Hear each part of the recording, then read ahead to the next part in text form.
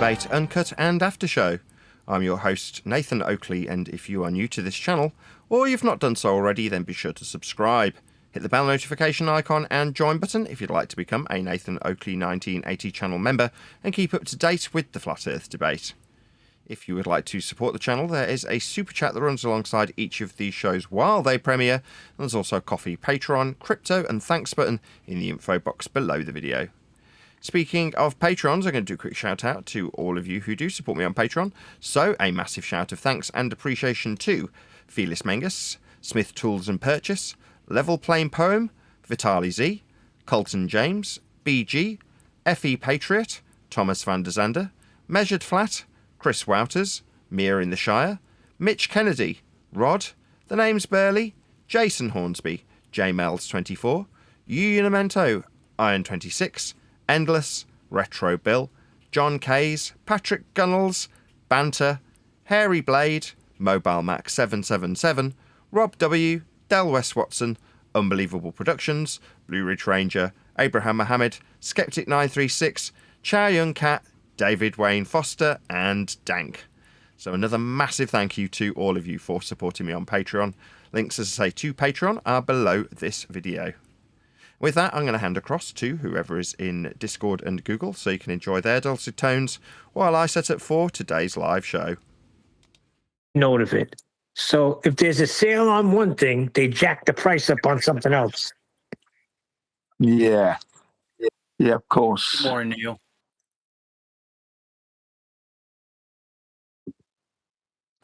Who said good morning?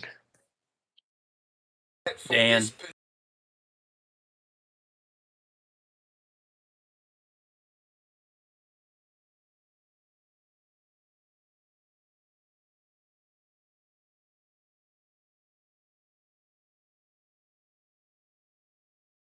Yeah, someone's saying good morning, but I don't see them. Who's that? Might be in Discord. Oh, it's me. It's Dank.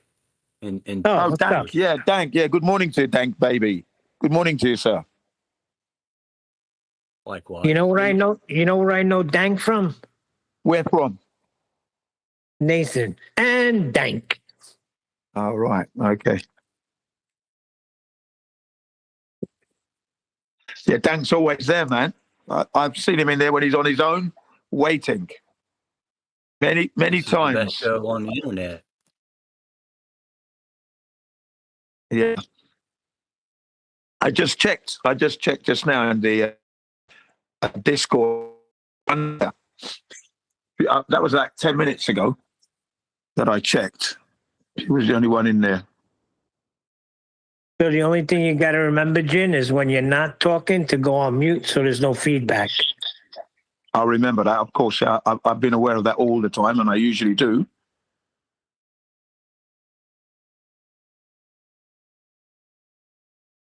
Yeah, I haven't been hot micing, have I, of late? Negative. I haven't heard you. I'm just giving you a heads up. Because what is it? Your second day in G Plus? Yeah, this will be the third day now, I think. Yeah, third day now. You know what you should do, Jen? You should be in Discord also so that you could be Discord's go-between to G+. Okay, yeah. Well, I did a little bit of that yesterday. What I did was I posted some stuff into the main text chat when we were talking about Neil Armstrong and, the moon landings and stuff like that. I posted some material in there. I don't know if anyone noticed, but I did. Okay? So I did that. I float, well, I call it between the two. Yeah? And I did give you guys a shout out at the very beginning of the show. So all those of you in the Discord, yeah, wicked. Good morning to you all. I did do that. I said I got your back. That's what I said. I've got your backs, guys. There you go. Hey, we got to give a shout out to the Oakleys. Well done. I seen that video on the homeschooling. Outstanding. I don't think I ever got a reply. No, we don't. We don't normally. That's why I published it, because my wife was like, look, we got a reply. Normally they're just like, thanks for the report. Not even that, just not a report's been submitted, and that's about all we get. I have a question. I heard you mention Duolingo. What's that? Duolingo is an language education piece of software that's used for teaching music and language.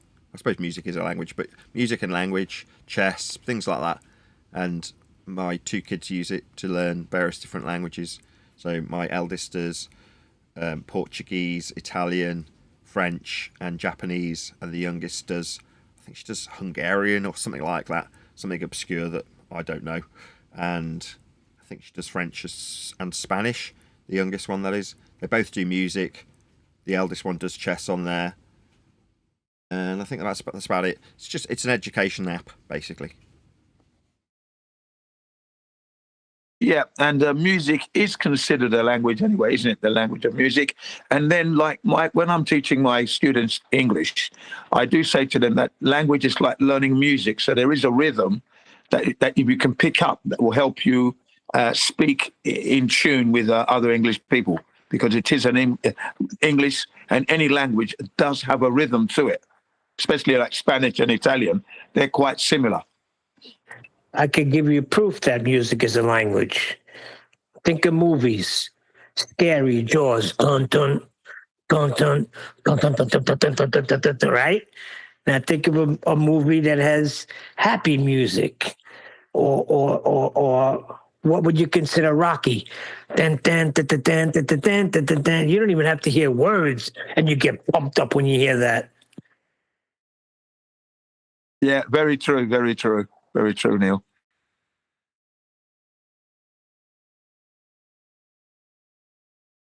There was this guy, Alec, I knew. He used to go to the same church I went to in Manhattan, and we used to do a street ministry. This guy was like an amazing musician. He knew every instrument. And we would go back to my house after we did our ministry, and we'd have dinner or something. But I would just throw a song out there, anything. And he would say, "Oh, I got that." And he would just play it and teach me how to play it on the bass. And he's the one that told me music has a language. So you could say all you want that, heavy metal is not demonic, but listen to the sound of the music. You don't need any words. So, yeah, he was explaining to me how music has a language in itself. Yeah. When I went to Nigeria for the first time in my life back in 1969, 1970, so this would be when NASA supposedly went to the moon, okay? We went by plane. We arrived, meet my uncles, go home. All right, okay, we settle down, and then we find out that me and my brothers have to go to school, okay? All right. So I went to school in Nigeria. We were there for 2 years. And the first thing that I noticed at like break time, lunchtime, was that the kids would break out into playing their geometry sets. The geometry set, you've got your ruler, your pencil, compass, rubber, pencil sharpener, protractor, triangle. Yeah, okay. That set. It was made of tin, and they all used to tap it in rhythm. It was like they were playing the drums, and it was fantastic. Couldn't believe my ears. You know what I mean? I thought, wow, these guys can do this. These kids, right? And that's where I started to learn how to play the drums, the Congo drums, by playing my geometry set. So when I get back to England, I had the skill of playing the geometry set. I'd be tapping on windows, on people's cars, showing off to my friends, look what I can do. This is the souvenir that I brought back from Nigeria, the ability to play the Congo drums. And I used to play it whilst I used to do the door at nightclubs. There'd be times when there'd be like music instruments there and Congo drums, and I used to play it whilst it was live, whilst it was going on, whilst the club was happening. What were you doing? Even my wife was like surprised. Yeah, go ahead. What were you doing on the door? Oh, security. You're a bouncer? Yep. I didn't think you're like a strip of piss though. You're really skinny. No, I'm not skinny. I at that time I was 8 foot 5.5, about 75 kg. Second brown belt in karate. Right little whippet I was. I still am today. I'm messing around with Jim, boy. How tall are you? Yeah, you don't have to be. you don't have to be a giant to be a bouncer. And I was a registered bouncer because by the time I got into bouncing in 1988, Westminster had brought in a law which came through to Camden and all the boroughs. You had to be registered. So you had to go on a course, pass the course, do the first aid course and the fire prevention course, and then you go and get your license, and then you become a bouncer. So I did that. How tall are you? Yeah. 5'8.5".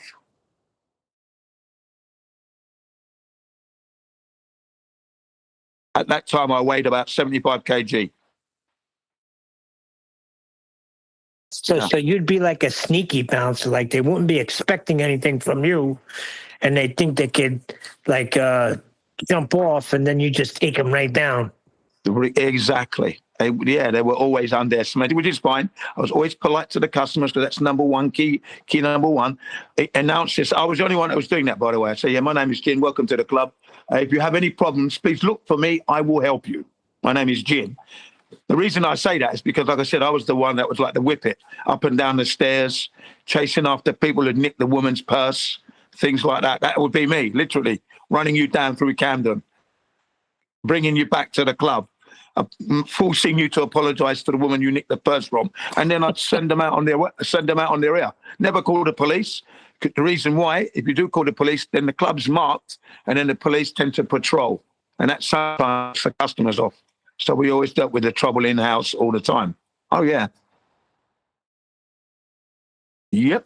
The thing is, if you see, like, I knew these two brothers, they were huge. They were like 6'8", and nobody even messed around because they seen these two horses standing at the door. But then there was a couple of other guys that were undercover bouncers, and they weren't so big, but you didn't want to mess with them, man. They'll put you to sleep in a second. Right, yeah, that's it. Take them out, take the legs away from them. They're up in the air, now they're on the floor. Pin them down. Now you're going to go out quietly, yeah? Okay, we're going to let you up, and you're going to walk towards the door, yeah? Let's go. Yeah, things like that. Yeah, you know, it was good to have a good mix of size because there are certain parts of the venue where the big guys couldn't get in. You know, they're just big, clumsy. So the smaller guys would go up there, especially upstairs, you know. Because sometimes the venues, the toilets would be upstairs, and that's where you get all your action going on with the drugs and that, you know. So I was constantly doing that, patrolling that area. And you'd have to be fit, you know. Those big guys were a bit lazy, didn't want to do that, so that's okay. You know, they stay at the door. I'm at the door with them, and then I'd go in the venue and have a walk around, checking everybody. You know. And I wasn't not bullying anyone, just walking through, just making sure everyone's having a good time. That's it. I'd end up dancing with some of the girls as I'm passing through. You know, there you go. I'm picturing this in my head, Jen. Oh, yeah. Sounds like you had a good time. Oh, I made a good time of it, yeah, especially at this place. It was this particular place was owned by a company called P&O Ferries, which I'm sure Nathan would not recognise. Yes. P&O Ferries, and the place was not like York Way, and the place was called St Chad's Place. It's like a container warehouse place, and they had this massive building, and in there we used to do the club in there. We used to open all the doors. At night, if it got too hot in there, open the doors, just release the heat, and then shut the doors again. Massive warehouse doors, steel doors. Yeah, I used to be really good. Yeah, really. I liked working at bars. Bars was good. It was obviously when I was single, and my main purpose in working in the bar was to do the bit that you described, the dancing with the ladies bit. Yeah. But as a barman, you got plenty of attention, which I liked at the time. Yeah, I love all that. Then there's a place called Bagley's Warehouse, and that was really, really good because there they'd have like seems like you'd be at the beach, seems like you're at the beach, and they actually had sand there, massive paddling pools. Wow, customers. Yeah, really, really nice. I used to work there as well, and then I worked at Brixton and in the West End. They're all over the place. Battersea, Nine Elms. Yeah, thoroughly enjoyed that. Working on the door, that was just part time. That would be like Saturday night, Friday night, Saturday night. But Saturday morning, I'd be working in a warehouse, fashion warehouse, in Finsbury Park. Yeah, Finsbury Park, right by the Arsenal shop. Fonthill Road, it's called. It's where all the fashion industry open up their showrooms to the public on that one day, Saturday morning. So I'd do that in the morning, and then Saturday evening I'd be working at the warehouse down in King's Cross. It was good. I loved it, man. Fonthill Road, Finsbury Park, London, N4.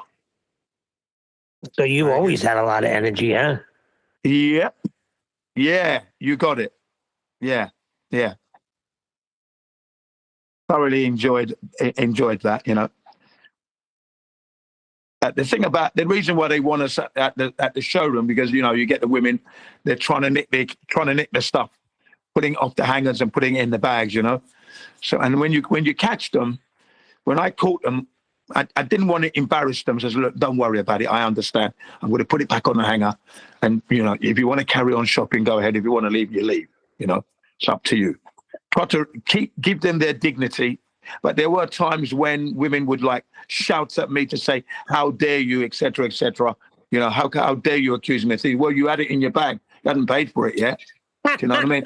You know what's going on here. Do you know what I mean? Right. So then, when they get out onto the streets, I'd shout out, "Everybody, pay attention!" Because the doormen would be on the door anyway, so they hear me shouting out, "These twos are thieves! Look out! Look out! The thieves are about. These two, watch them carefully." There you go. You won't embarrass me. I embarrassed you big time. So I used to shout out on the Fonthill Road, you know, and then you hear them, "I'm going to go and get my man." I go, "You go and get your man. I'll kill him." That's what I used to say. Go and get your man. Go on, go and get your man. Obviously, they were embarrassed, of course. But, you know, hey, Jin, in my heyday, you would have never caught me. And I'm going to tell you why. Oh, go on. I would have somebody, let's say Macy's, right? Big department store, right? Yeah, I know Macy's.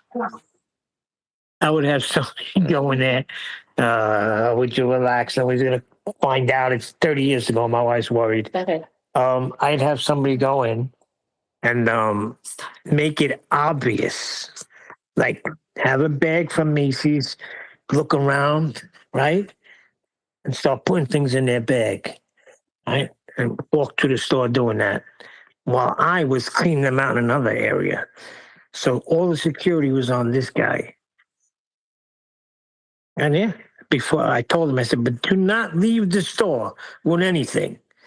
After a while, when I give you the cue, you just, walk, leave the bag and leave. So that's how I would do it. I would have like, what do you call that? Like a distractor. Their eyes were on him. One time, Well, I had decoy. security come right next to me saying, yeah, decoy. I had security right next to me. I was like, what's going on? He goes, nah, we got this guy right over there. He's trying to, just don't worry about it. Keep shopping. I was like, okay, no problem.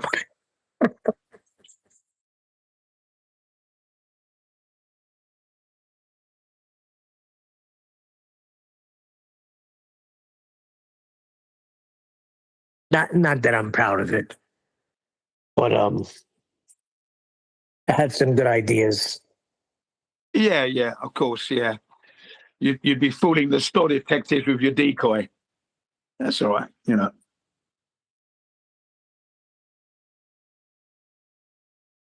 I did one time. I found out, right?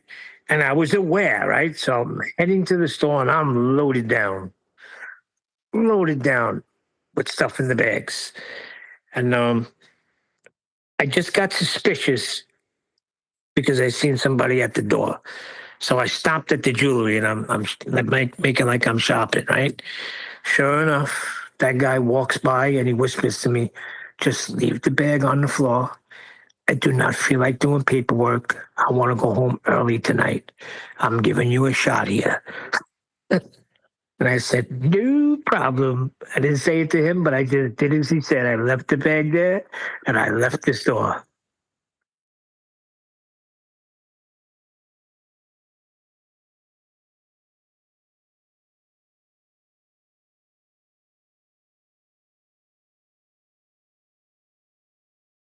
I thought that was pretty admirable of the guy to give me a shot. Yeah, what we used to do would be if we caught anyone dealing drugs, we'd get them to flush it down the loo, and they would flush it themselves.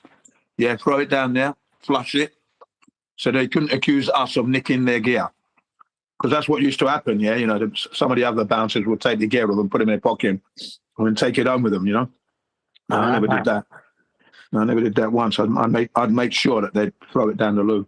Oh, so you had your own gear. No gear, mate. I didn't do anything like that where I would get a lot of time. I did the easy stuff where if I got caught, it's a slap on the wrist. Because you have to function that way because the lifestyle I was in. You can't even consider spending 3 days waiting to see a judge. No, that cannot happen. You'll be going through heavy withdrawal, so you can't do anything stupid like that. You gotta be doing things where they're gonna smack you on the wrist, take your picture, and say, "Don't come in again." And that was it. I would never take a chance on dealing or anything like that. Too much time. See, being a bouncer in Britain is a very notorious job because the customers would be getting a very bad beating. And then what would happen is if the punter would go up to the police and say, I got assaulted at this club, right? Then they'd call the police, right? And the police would come around and the bouncer wouldn't be there. It's the thing, you see. So he couldn't catch the guy who actually assaulted the customers, So in the end, they changed the rules. By the time you get to by the time you get to 1988, rules had changed. You have to be registered with the council, and then you get your license off the police. You actually have an interview with the police because you show them your certificate and everything, and then they give you the license to do that. And in the end, it started to get issued by the city hall. In the end, well. Not to glory in the God, but thank God for my salvation because he totally transformed me. I don't even recognize when I tell a story. I don't even recognize that person anymore.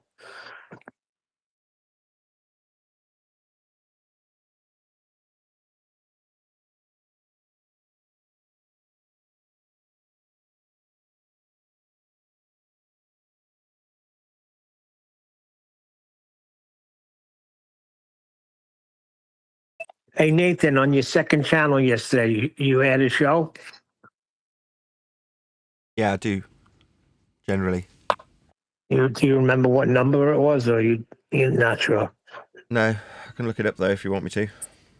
Nah, I could go back and look at it. It was a little sad for me because it was one of them funny ones where everybody was in there, and it was like we're all getting along, and it was really funny, like the after show. So it just saddened me, But what are you gonna do? What are you gonna do, eh? I'm, as I said, Neil, fickle, and that works in two different ways. I'm sure I don't need to explain. But as is always the case, right, over the last 10 years, people have come and people have gone. And sometimes it's disheartening, sometimes you wish they'd stayed. But for the most part, I just get on with the following day, do another show, do another upload, and life goes on. I get that, but it's never been to this extent. Yeah. Come on.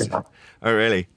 Right. Really? So, well, yeah, I used to have a co-host called Antonio Subrats, now dead, who went from being a loyal friend and a good co-host to accusing Patricia Steer of being a man and then dying of cancer.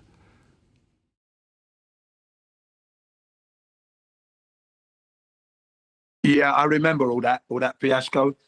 Right. And when she came onto our Hangouts, Patricia Steers, everyone was shouting and I had to really get loud. They said, give her a chance to speak. Let her speak her story, will you? She wasn't a man. That was silly. Antonio Stuparat was an idiot. I didn't like him because of what he did. Totally turned off the guy. He was quite intelligent. I'll give him that. Hold on a second. Bit of an idiot. He shared with the Adam Meekin. Now, he was intimate with her. And he said, I've been with a woman, and I know what a woman feels like. This was not a woman. Yeah, no. I didn't trust him. Jim, he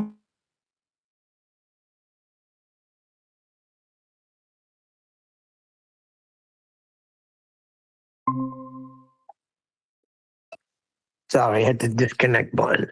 Jim, the guy was on his deathbed, and he felt that he needed somebody to know. I was writing about this I don't know. yesterday. I've written a little bit about it. Do you want to hear a little excerpt? Yeah, go ahead, man. This relationship was cemented by Antonio claiming that he would marry Patricia. He told her that they would buy a house together. A claim that was said by Patricia to involve Antonio meeting with an estate agent while Patricia waited in the car.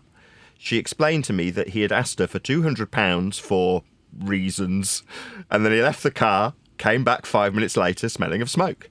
No future discussion of the agent, money, or potential house was ever discussed. My last memory of the relationship was Patricia telling me that she had bought with her from the States 3 large bottles of turpentine, and these were for Antonio's consumption. When she left, she disposed of them in the outside bins before leaving Antonio. Full stop. Turpentine. Yes.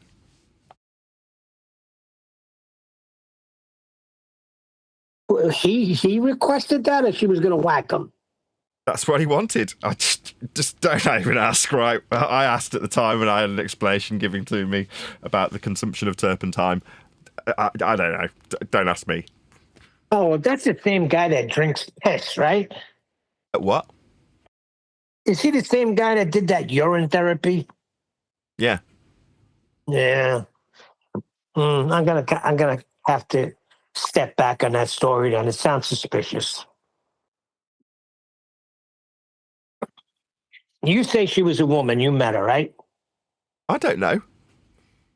I've asked another person who was intimate with her, and the other person who was intimate with her was like, of course she's a woman. What are you talking about? Oh, there you have it. So you got to stay with that. But she is a baller now, so who cares? Her new name is Patricia Spear.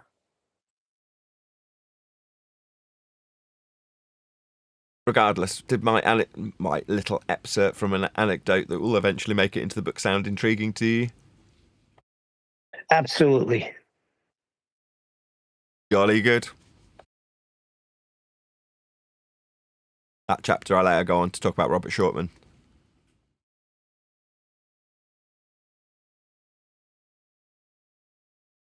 Want a little bit of that? Yeah, give it to us. Despite spending a full year there, he also had some amusing stories of many violations of the Antarctic Treaty that he had witnessed, including burning refuse, burying refuse, and most amusingly, introducing foreign life to the region by turning up the heating too high. He controlled the temperature as the plumber, and accidentally brought dormant life out of hibernation that had been in the various pallets and other wooden items stored on site.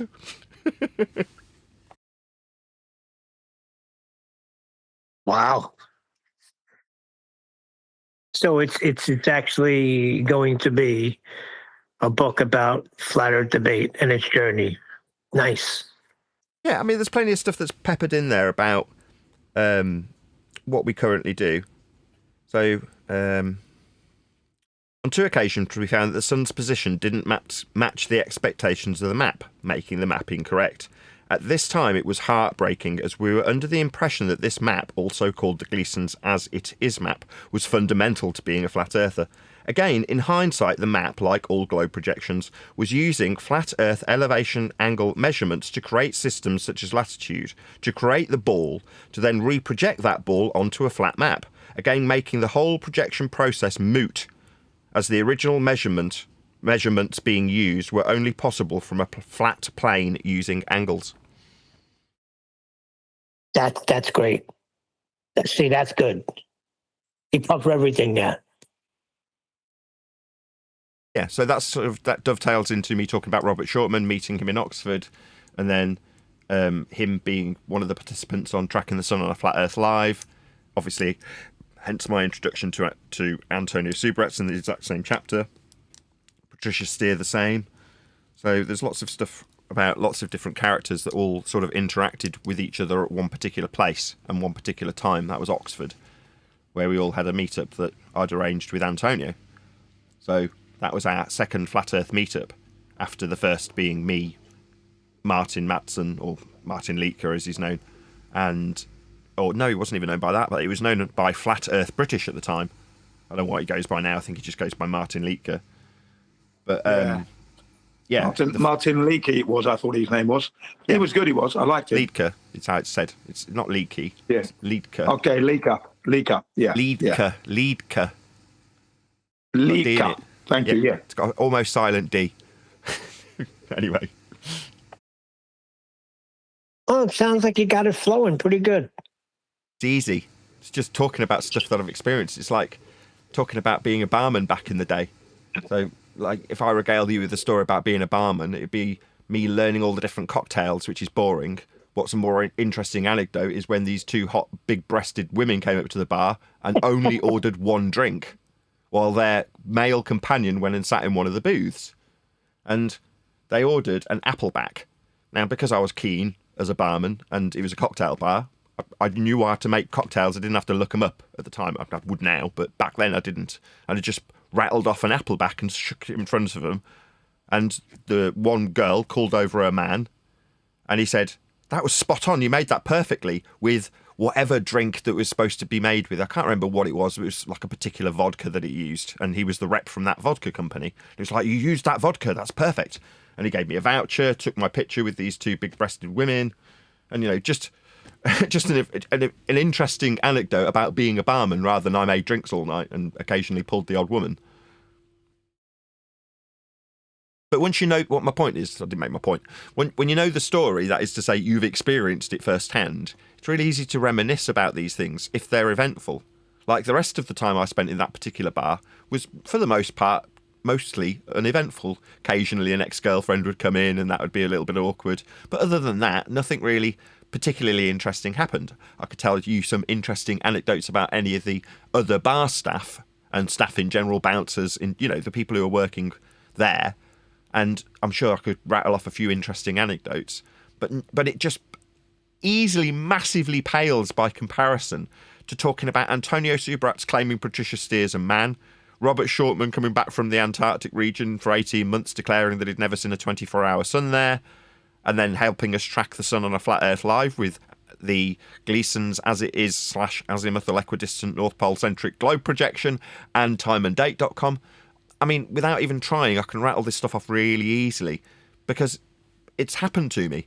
So in the previous drafts of the book, it's all been very much about flat earth housekeeping questions, and that's still going to be there. But I don't think if it was just that, it would be particularly interesting. And it's slightly arrogant to say, well, my life's really interesting, but it is interesting. I've picked a road because I knew it would be interesting. This is an evergreen subject that is highly controversial, and in the latter stages of flat earth debate, we've discovered there is no debate. There's a conclusive ending to it. Now, interweaved with that journey of discovery about how Earth is measured flat, I've got all of these different people, these different experiences, and each and every one of them is like the most recent, which is to say people come and people go. People are kind-hearted, people betray you, and everything in between. And all of it is, for the most part, interesting to hear about. So I can generally pick out, I would hope, any of the anecdotal excerpts and say, here you go, just listen to this little bit about Bob Nodell, and you go, wow, that's interesting. But if it's interweaved with housekeeping questions, then it will be a glorious piece of literature for learning how Earth is flat without it being just dull and riddled with links. Instead, you'll be like, he said she was a man, and Earth's measured flat on the azimuthal equidistant North Pole centric globe projection. That's a bit of a mouthful. You know what I mean? I want both to be interweaved with one another through the journey. And because I've got a nice skeleton coming together now, I think my wife's typing up chapter 6 as we speak from the 5th draft, and it's a good skeleton to base this stuff around. That's to say, the backbone of housekeeping means that there's a focus on each of the subjects that's been argued about, brought to a conclusion, and then stamped in time with a housekeeping question. But formulaically they've come in a type and in a way that the timeline sits nicely around some of those characters and their involvement. So I can start by talking about Molten Iron Cores and introduce Anthony Riley and talk about Isle of Man. That's Isle of Man, not I Love Man. Although I do love all men. You're very good, Nathan. Very good. Sounds like you're doing it straight away. Sounds like you're doing a really good job. I'm here all week. Excellent.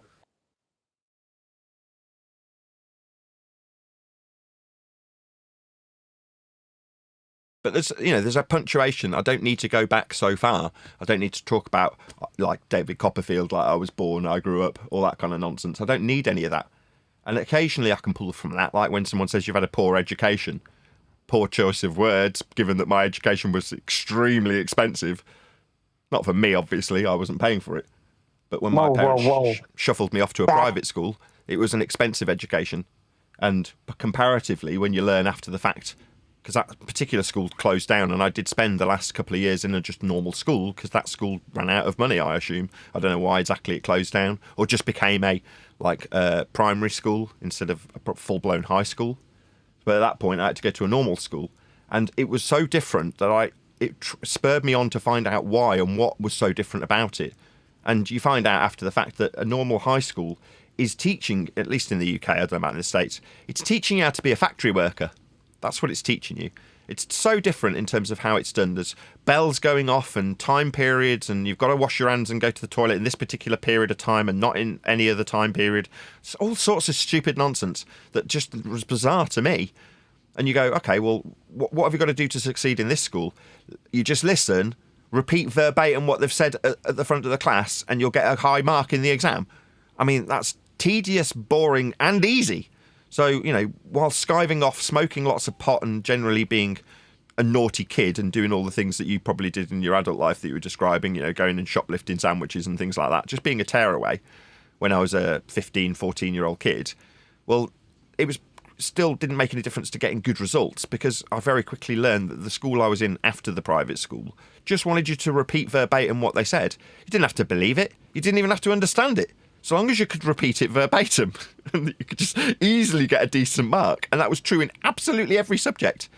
So when you come across somebody who's like, aren't you educated? It's like, well, what do you think educated means?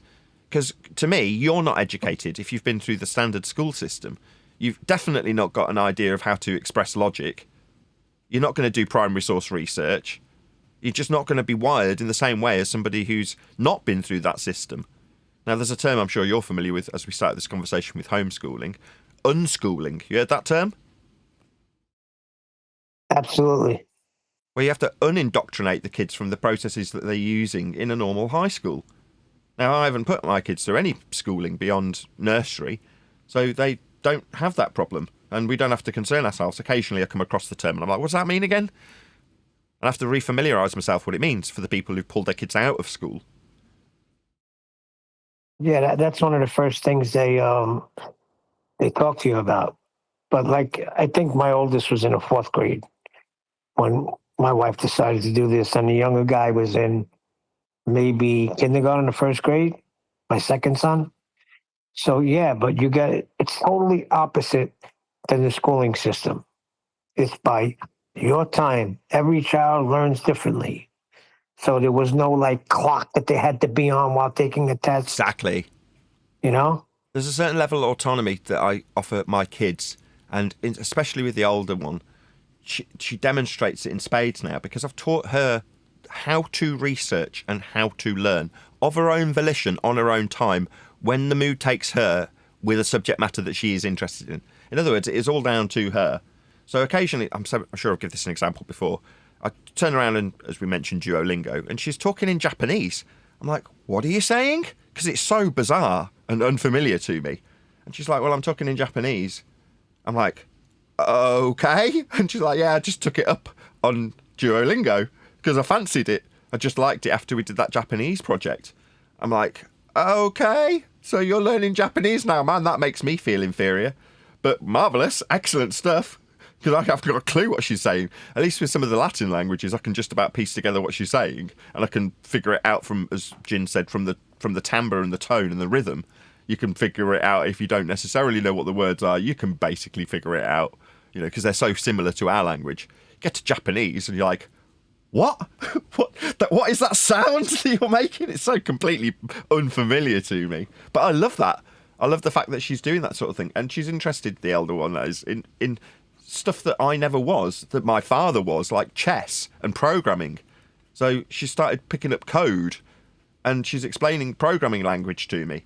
I'm like, I remember my dad doing this with me, and now my daughter's doing it. And it's snoozeville to me. It just doesn't interest me. I'm an extrovert, like a performer. So programming, solitude with a bit of code. I mean, I get the logic aspect of it because I was taught that in the private school.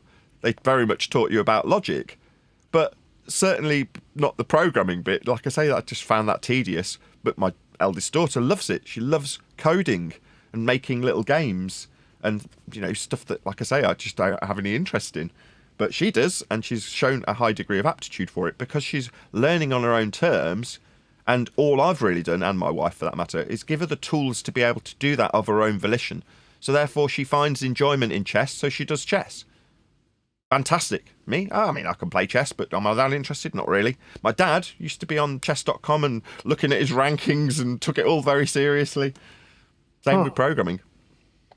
That's funny because my youngest asked for a chessboard, so we got him one for his birthday.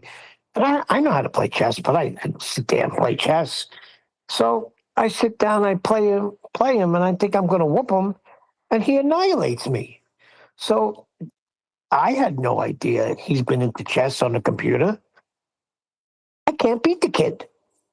Yeah, I probably couldn't beat my eldest daughter now. I watch her learning techniques, and occasionally I'm earwigging what they're teaching her on Duolingo, what are the good moves to make. And I watch and I go, man, if she's got at least 3 of these, she can probably beat me. Here I am. I'm taking it easy on him, and he's annihilating me. So now I'm really trying to beat him, and I can't. But that's fantastic, right? You want your kids to excel. Or at least I do. I want them both to do really well. Of course, makes you proud. Yeah. I belonged to the chess club at our school. So, and I learned to play from a friend of mine whose name was Kevin Burdekin, who was famous in Camden and the Islington area because he belongs to the Islington Chess Club. And he was famous because he played Russia's 3rd best in the world and drew. It was in the local newspapers and everything. Kevin Burdekin, okay? Back in the 70s, when I was attending Sir William Collins Comprehensive School, Sir William Collins, which is in Polygon Road, Camden. Now, I used to go to the chess club at lunchtimes as well and play chess. I like chess. I love chess. I've actually got the set that I've got with me was when I bought it in 1988 from Covent Gardens. It's from the African shop in Covent Gardens. It's made of black ebony wood. Okay, really nice. Chess, African theme, chessboard and everything. Okay, really expensive, but I got a good discount on it from the guy in the shop. You got to send a picture of that. You got to I will do. Picture of that. Yeah, I will. I have to set it up first to put it because it's not set up as such right now. But I will set it up definitely and show you a picture of the chessboard. Really nice. Okay, African theme. And I brought that with me from London to Japan. You know what I mean? Didn't leave that one behind, did I? Obviously treasure that. And I like the game itself. So, yeah, I play chess. I was glad I learned from the kid, Kevin Burdekin. Yeah, he was really good. And he used to answer all the chess problems in the chess magazines and in newspapers as well. You know?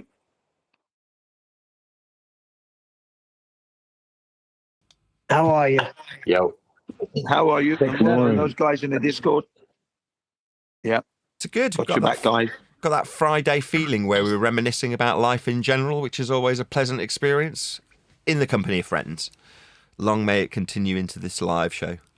How you all doing in Discord? You all good? Don't think we've heard much from Discord other than from Dank. Yeah, I'm good. Thank you. Probably good to hear it, Steve. Yeah. That was Stevie, man.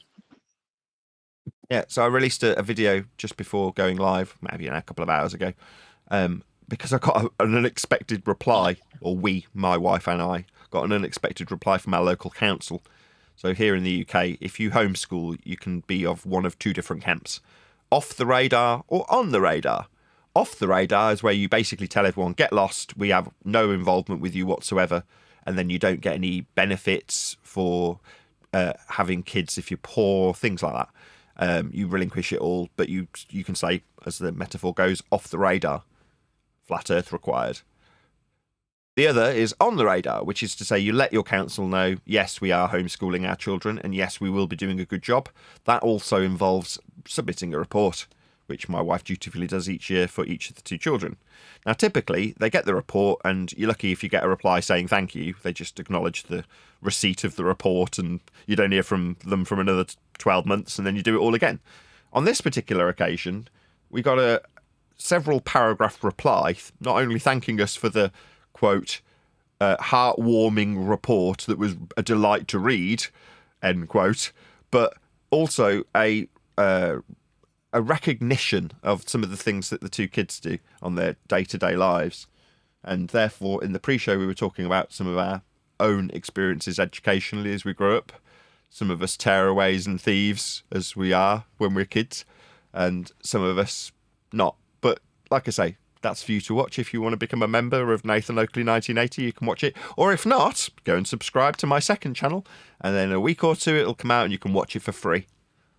The second channel's almost got 10,000 subscribers, but the viewing figures are horrendous. That is to say, I'll go and make a quick check on the Uncut and After show that's going out on the second channel, typically about, 8 hours or so after the live show finishes. And there'll be like 16 people, 20 people watching.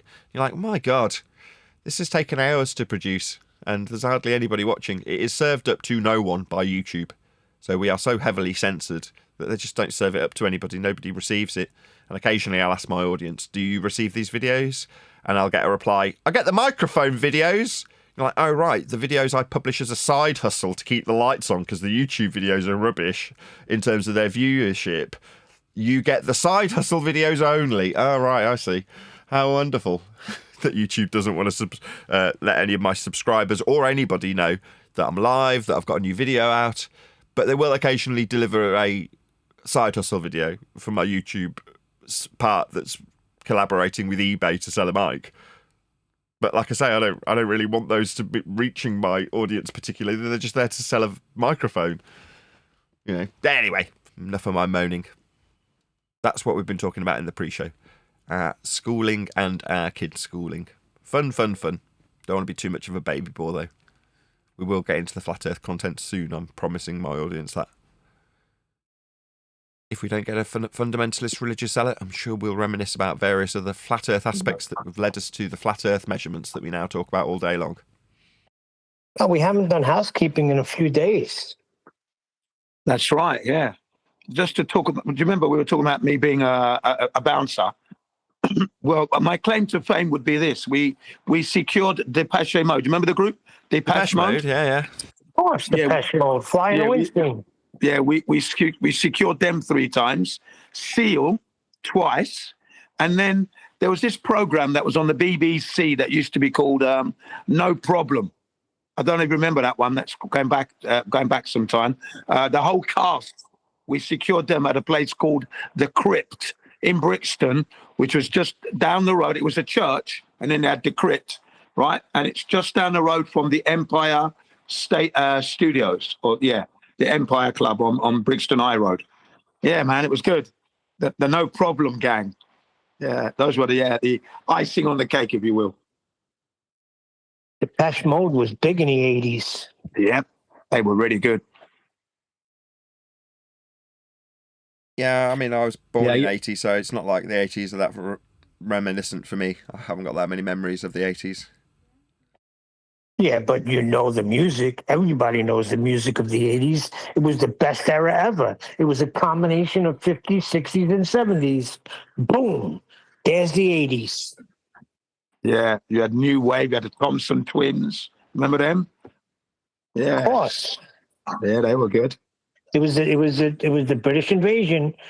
Times 2. Yeah, they were good, but some good groups out there.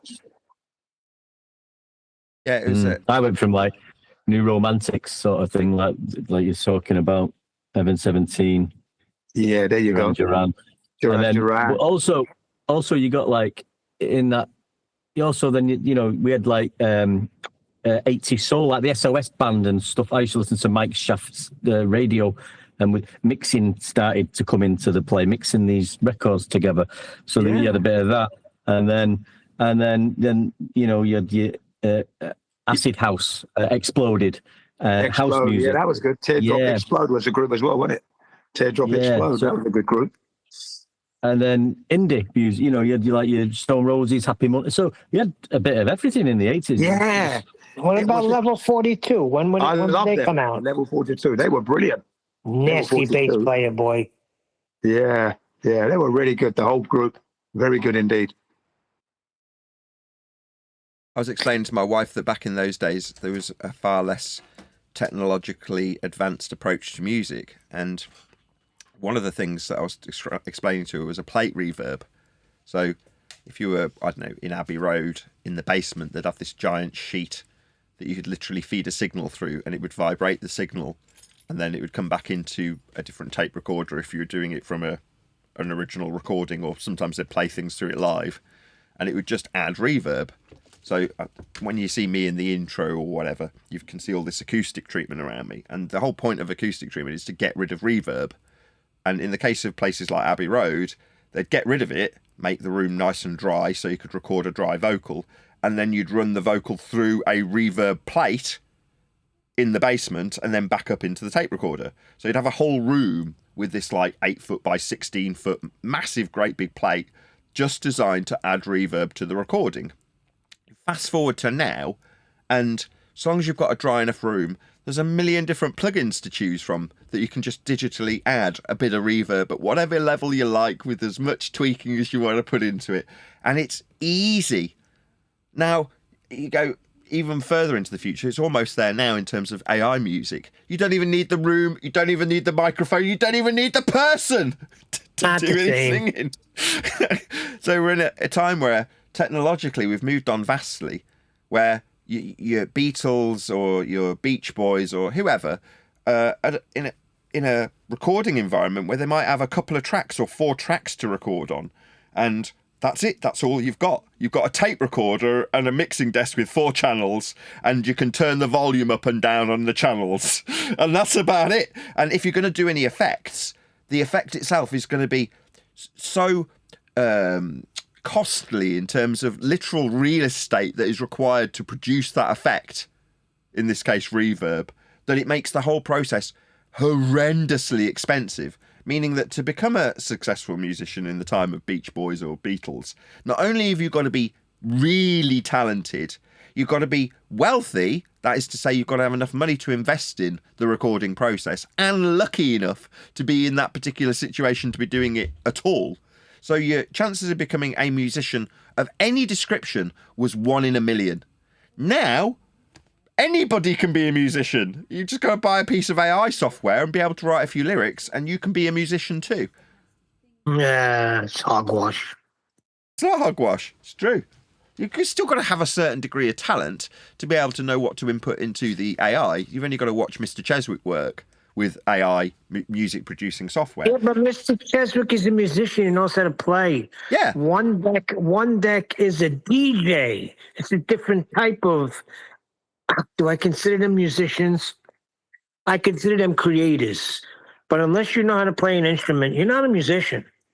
I don't know if that's true. The point being that, like I say, anybody who's got a reasonable understanding of music can become a musician. Whereas, 30, 40 years ago, maybe a bit longer, 50 years ago, your chances of becoming a top draw musician were just as slim as they are today. But being a musician of any description was really difficult.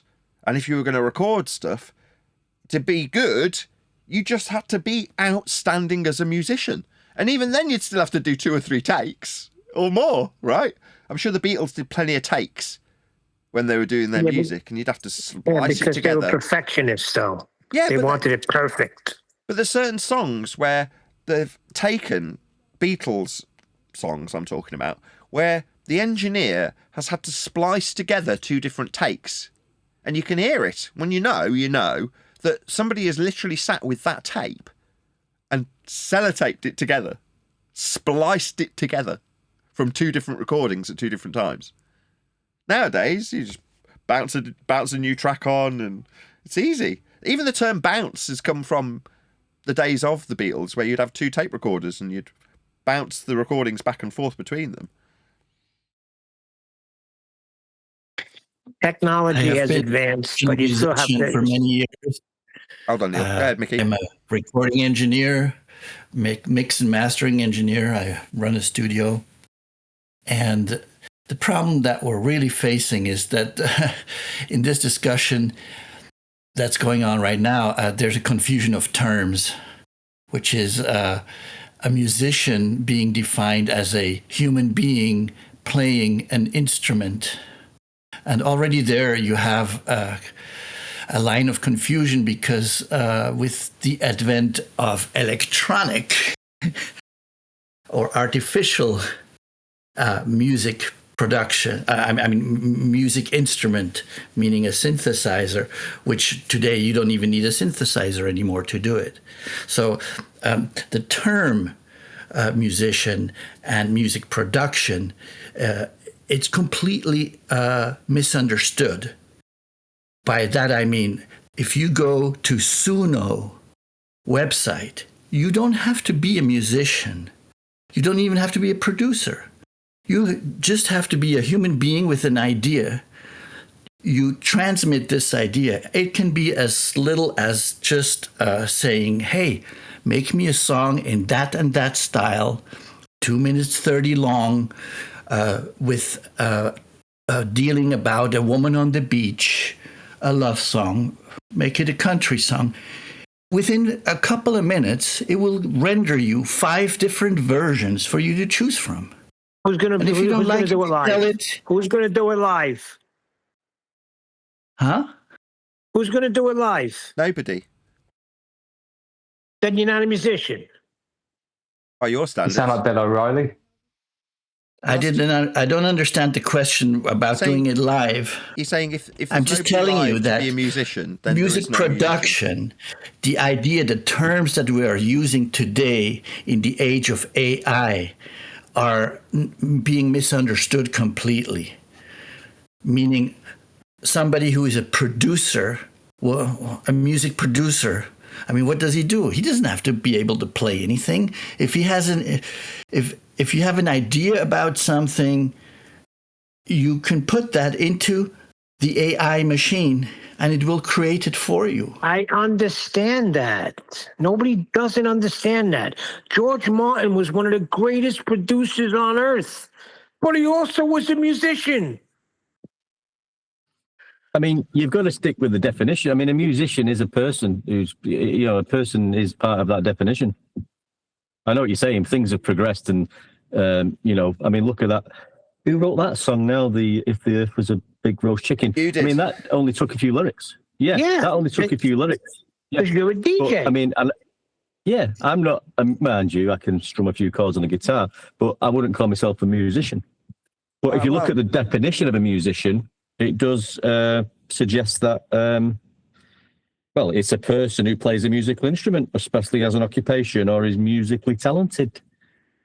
Now, musically talented, yeah. So, I mean, does that mean you've got to play an instrument if you're musically talented? Not necessarily. There's always going to be this blurring of these lines. So I remember in the 90s when you had Norman Cook, otherwise known as Fatboy Slim, and he would sample stuff. And then he'd arrange it in Cubase with all the different samples and produce music.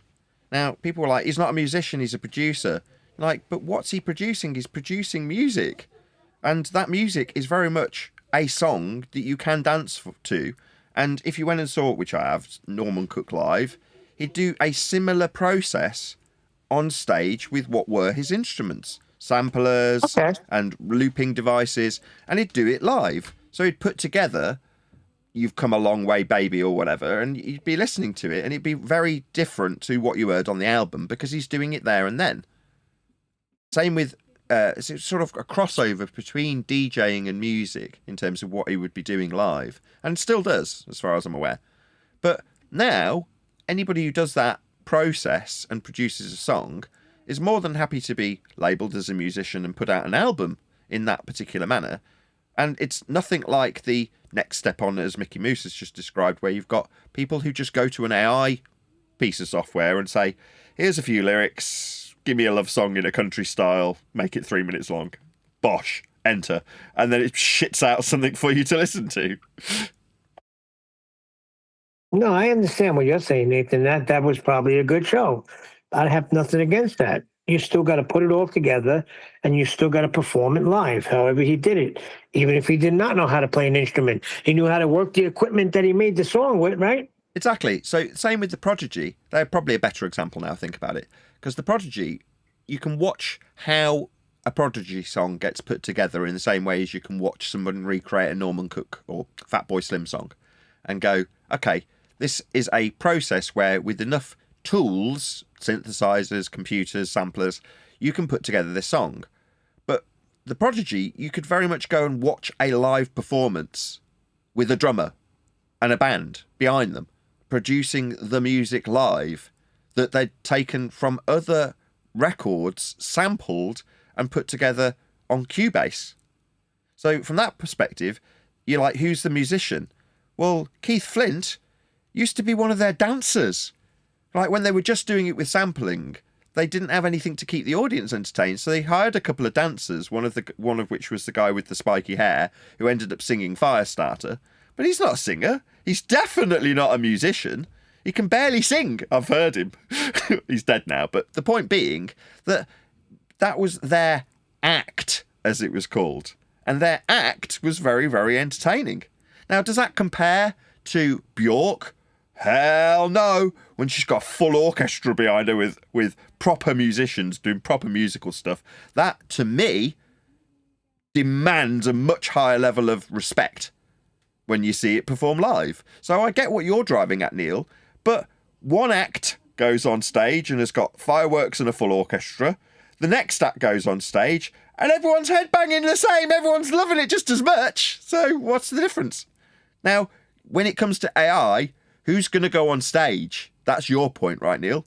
Well, these things tend to have a way to work themselves out so that whoever's producing these performances has a way of keeping the audience entertained.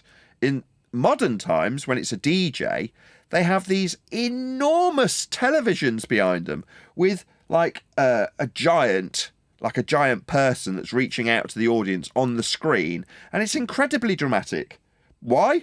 Well, because the person who's actually doing the spinning of the records hasn't even got any records anymore. They've just got a couple of computers in front of them, and it's really boring and tedious to look at, with them twiddling a couple of knobs and pressing a couple of buttons. So you've got to provide something visually interesting to actually keep the audience engaged. Or giant lighting rigs. So there's I think it's in Vegas, that there's this club where they've got these massive TV stanchions that rotate around during the club night. And it's just a technological marvel to keep your eyes on and just overwhelm you visually with while you're in the club. I remember going to Miami in 2001, and in the middle of a set, I can't remember who the DJ was, it'll come to me, John Pleased Women or someone like that. And DJ One Leg? I don't know who it was. It's not relevant. But in the middle of this performance, in the club, it started snowing, and then black men in wedding dresses bungee jumped into the arena. Now, why? Well, because there's nothing else going on. There's a DJ, and he's spinning records at the time. It was actually records, but that wasn't enough. So you needed it to snow, and then for black men in wedding dresses to bungee jump into the arena, for you to go, what the hell? And be overwhelmed visually with something that is so off the wall that I'll never forget. You know what I mean? It was bonkers. Well, back in the day, it used to just be the lighting, because when I seen the Police live, it was a great light show too. And they had this one particular song called Regatta de Blanc. And there was no singing, it was just yo, yo, yo, yo.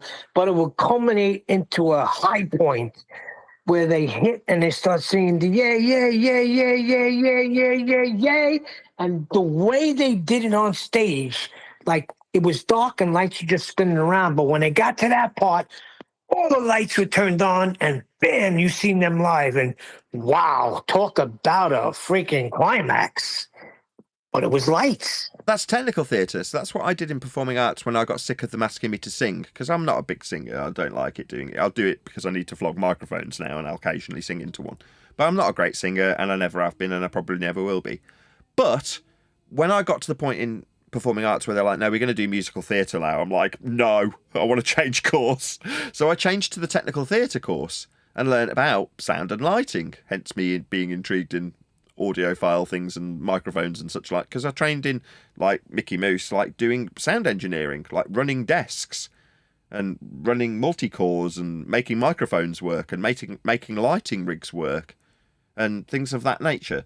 What the musos and performing arts guys that I was one of called the dark side. In other words, you're not a performer, you're a technician. You're like, well, yeah, but without the combined nature of all of it, without a sound engineer, you've got no sound. Without a lighting engineer, you've got no lights. Now, don't get me wrong, a really good performer can hold their own without any of that stuff. Just go and look at that ginger guy. What's his name? I can't remember his name. It'll come to me. Gee, I'm drawing a blank. Ed Sheeran.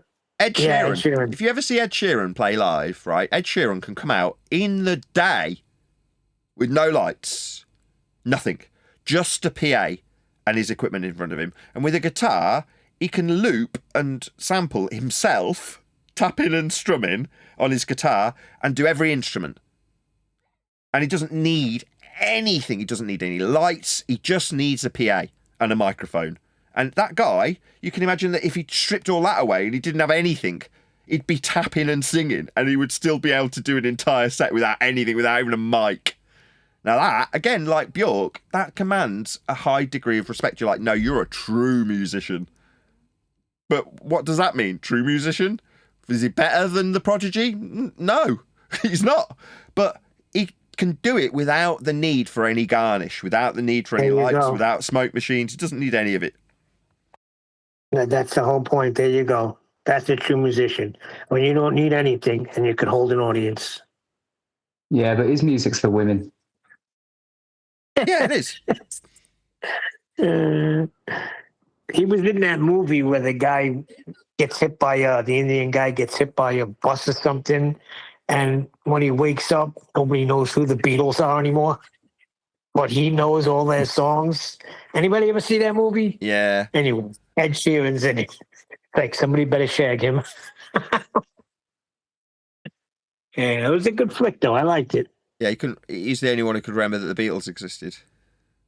Yeah, so he copied all their music and brought the Beatles to the world. But there was two people that could have exposed them. So, yeah, that was a good flick. I enjoyed that. Yeah, but they didn't, because they wanted him to do it, right? They wanted to have the music out there. Yeah, he thought they were going to blow it up on him, but they didn't. They were like, listen, the world needs the Beatles music, so keep going. But he wound up confessing anyway. But that was a good flick. I liked it. Yeah, we're in a bizarre time when it comes to music. But it's always the way. Like I say, back when it was Norman Cook and the Prodigy sampling stuff, or even before that in the 80s, when loads of hip-hop artists were sampling stuff. That was really when it started. You know, the Amen break is just nicked from a record. Someone's gone dumpster diving in a load of records, they found something and gone, I really like this beat, let's sample it. Well, straight away, people were like, oh, I don't know if I like that, that's not real music. And like, well, why not? Just because you've sampled it. Who cares? Yeah, you're right. In the 80s, when rap started getting bigger and bigger, they changed everything. Because then you started scratching, then you got your DJs, then now you got a whole different avenue you're going down. Yeah, exactly. And that will be how this show goes, in terms of it's going to be constantly in flux, constantly flowing and constantly changing. What seems really important, like looking at how far we can see the bottom of the Isle of Man, becomes utterly moot further down the line. It becomes redundant and unimportant. There's an ebb and flow to the subject that I really enjoy. And right now, while it seems like the most important thing in the world to point out that Earth is measured flat in all circumstances, that too may very well become redundant 5 years from now, 10 years I was from thinking about that. How? Because you got to have what? I'm trying to think. What else can you possibly come up with to make Earth more flat, or to prove that Earth is flat? I don't know. now. Well, I think we reached a line. and well, you always feel that way when you get to a certain point in time.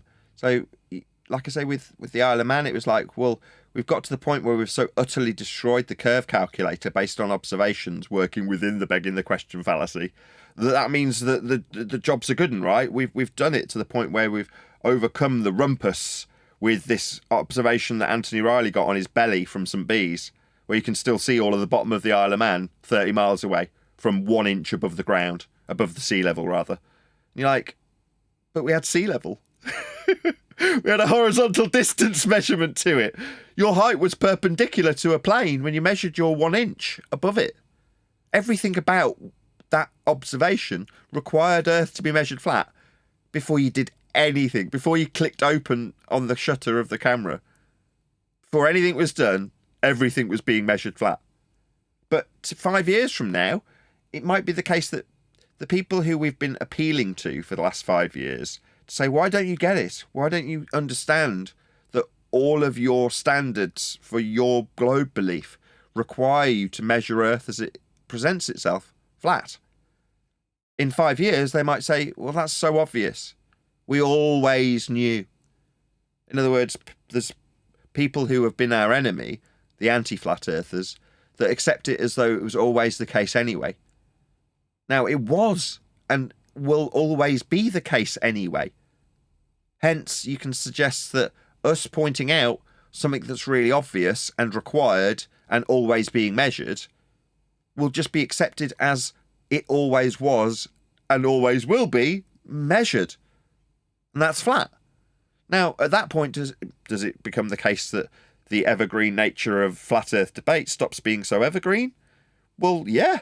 If everybody goes, well, we always knew it was measured flat, it's measured flat. You're like, well, what purpose do I have then in being here if everyone realises that their bull religion fundamentally relies upon them measuring Earth flat to achieve it? That the conversion, the calculation of a sphere is based on measuring Earth flat, and then people can take or leave their religion of a ball. That's the beginning of the death throes of the bull religion. It may fade into obscurity. Now, my speculation is that's part of the purpose of having something like Scientology.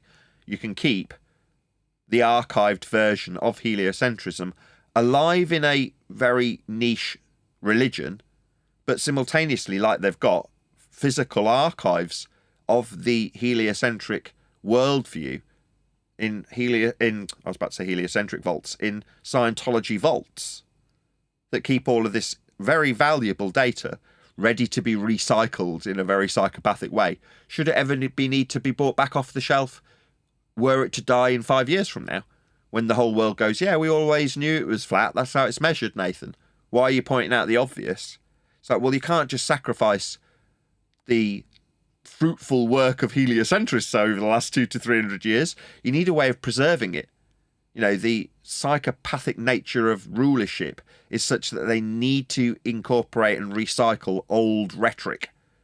So heliocentrism needs to be preserved, and my humble opinion is that it's being preserved in the form of Scientology, because it's a one-for-one.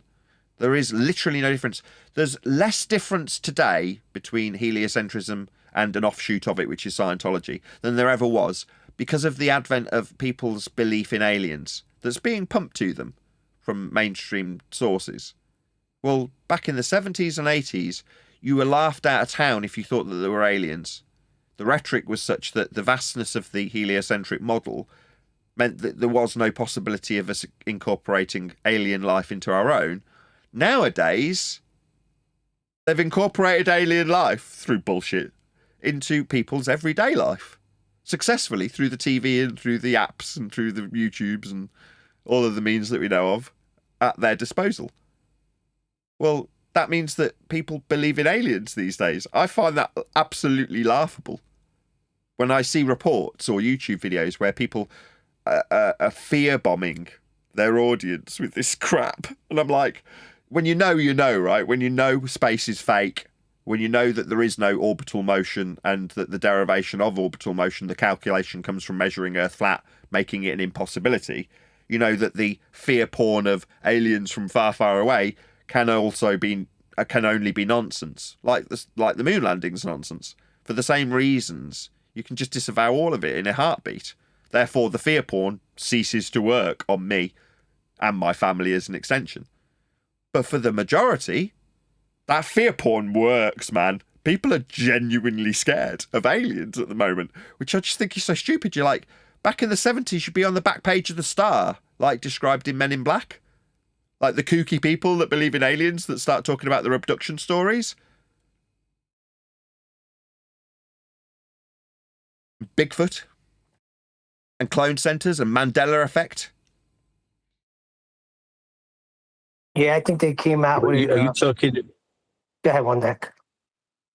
I'm saying, like, are you talking about upper space or outer space, Nathan? Like you've described it before about the lands that have been discovered, like, you know, Australia, and that is in outer space, isn't it? And as opposed to people that was living on these lands, you could call them aliens, I suppose.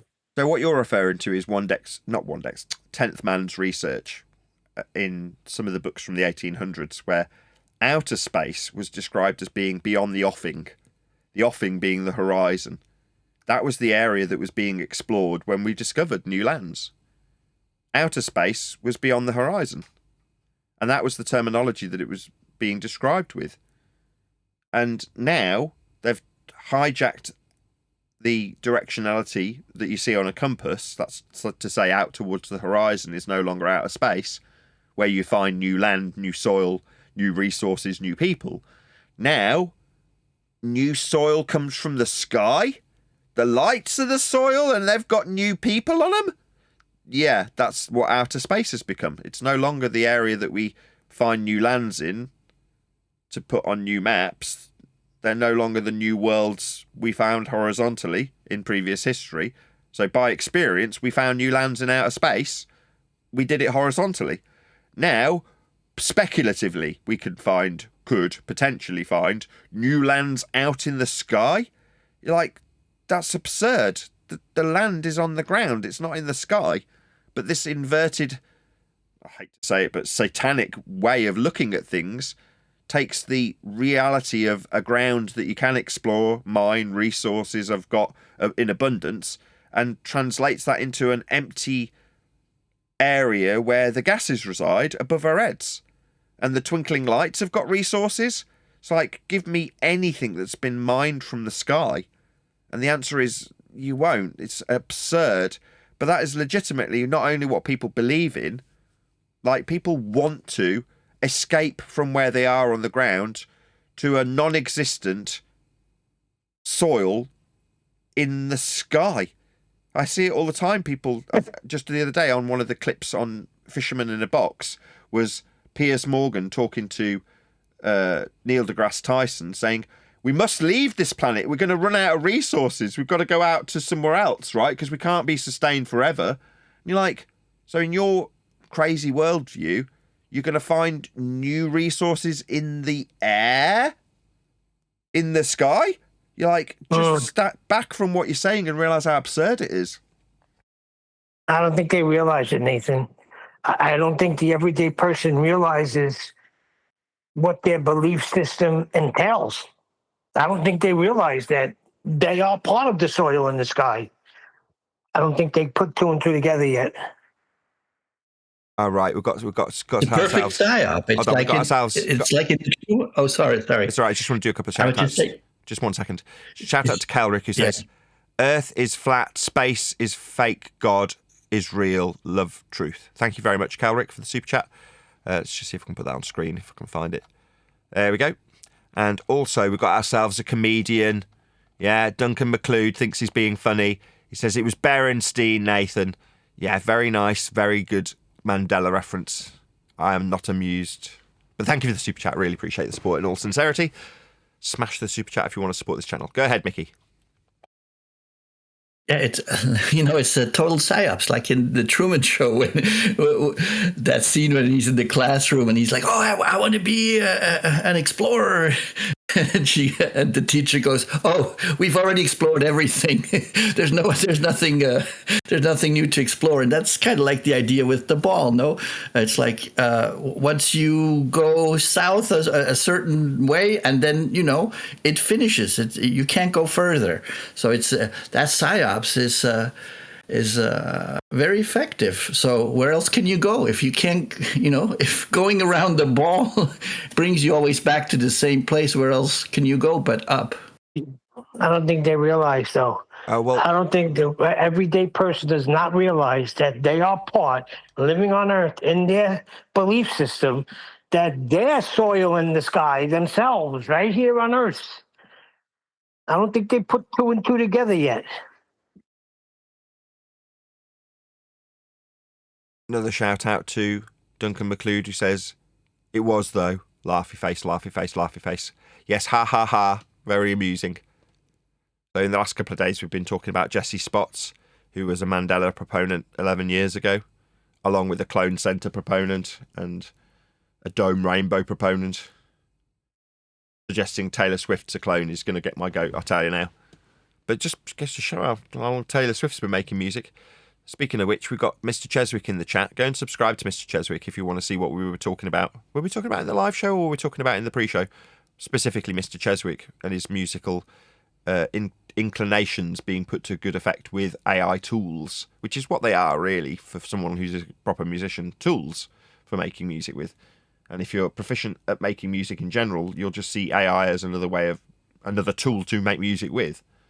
And therefore, you can craft your music with that tool, and that's precisely what we were discussing in the pre-show. So you got quite a few mentions, Mr. Cheswick. Thank you for being here. I said Mr. Cheswick is a genuine musician. So like you said, he uses the AI and stuff as advanced stuff that he could use to making music better. But he's a musician. He can stand there with a guitar and hold an audience. So I recently changed after about 8 years of it being my main channel video that plays. So if you're not subscribed to Nathan Oakley 1980, if you've come to this channel just by off chance because you've been provided it, highly unlikely, I say tongue in cheek, but just by like a random 1 in a million chance you happen to be here and not subscribed, then you'd get played a video on my main channel. And it used to be Be Here and Love singing about housekeeping questions. If We Live on a Plane, it was called. Do you believe we live on a plane? That one. Well, I changed that recently to Mr. Cheswick's Where's the Guns, Nathan? So now when you come as a person unsubscribed, that's what you hear. It plays automatically. So if you're wondering who Mr. Cheswick is, he's the musician who created the song that plays on my channel if you're not subscribed, called Where Are the Guns, Nathan. You can still see it if you're subscribed. It just doesn't automatically play. It just appears as a box at the top of my channel. So yeah, that's who we're talking about, and that's one of the fruits of his labour, let's call it. Right, just before you go on, you were talking about the Beatles earlier on. Well, there's a place in Japan here that we go quite often, me and the family. It's taken the album cover from the 1969 Abbey Road, where the Beatles are walking across the road, and they've made that a theme of the restaurant, right? And if you go into the main text chat, I've posted a picture of me pretending to be part of the Beatles walking across the road, because they've painted it on the wall, okay? And they've got the Volkswagen in there as well. There's an actual Harper Volkswagen in that restaurant. It's really good, okay? And the boy that's in the blue T-shirt laughing, that'd be my son, one of my sons, right? And yeah, so we're like, it's really good, you know, that they've taken that theme and they made a restaurant out of it. And they play all the Beatles tracks and tracks from the 60s. Okay, so the Beatles is quite alive here in Japan. There are people who love the Beatles music, and yeah, a place called Nasu in Shiobara. Nasu Shiobara. It's famous for its ski, cows and milk and cream, all that kind of stuff they do there.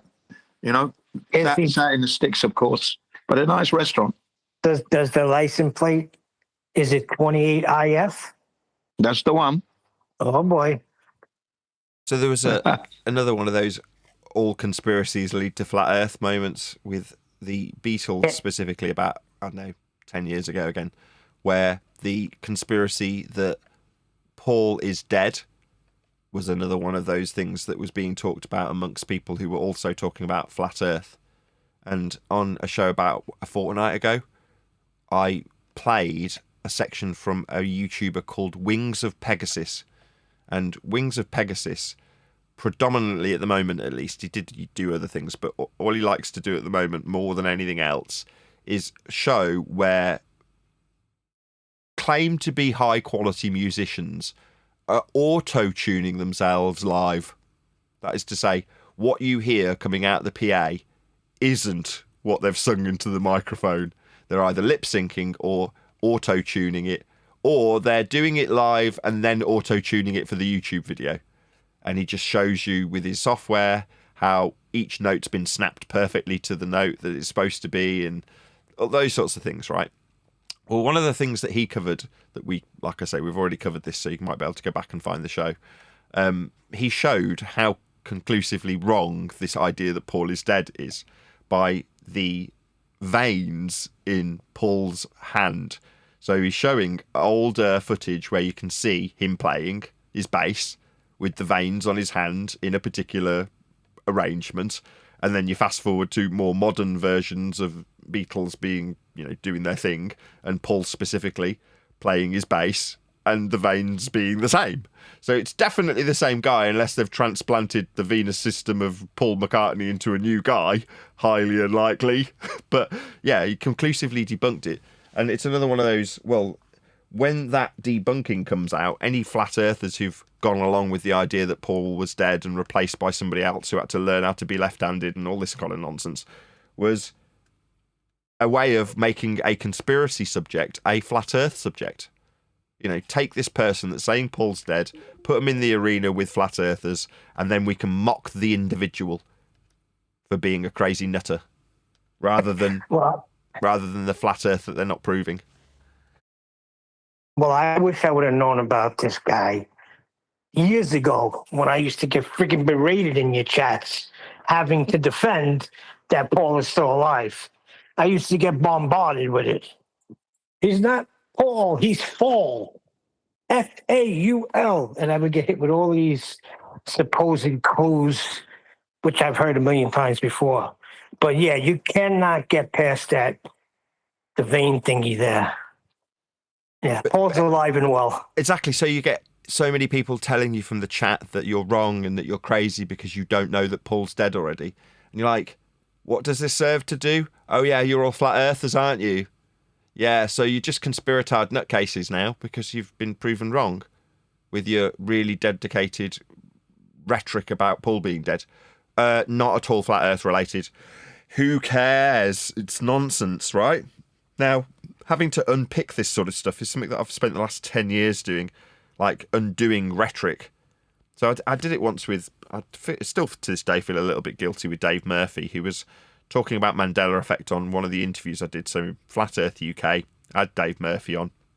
He talked all about Mandela effect.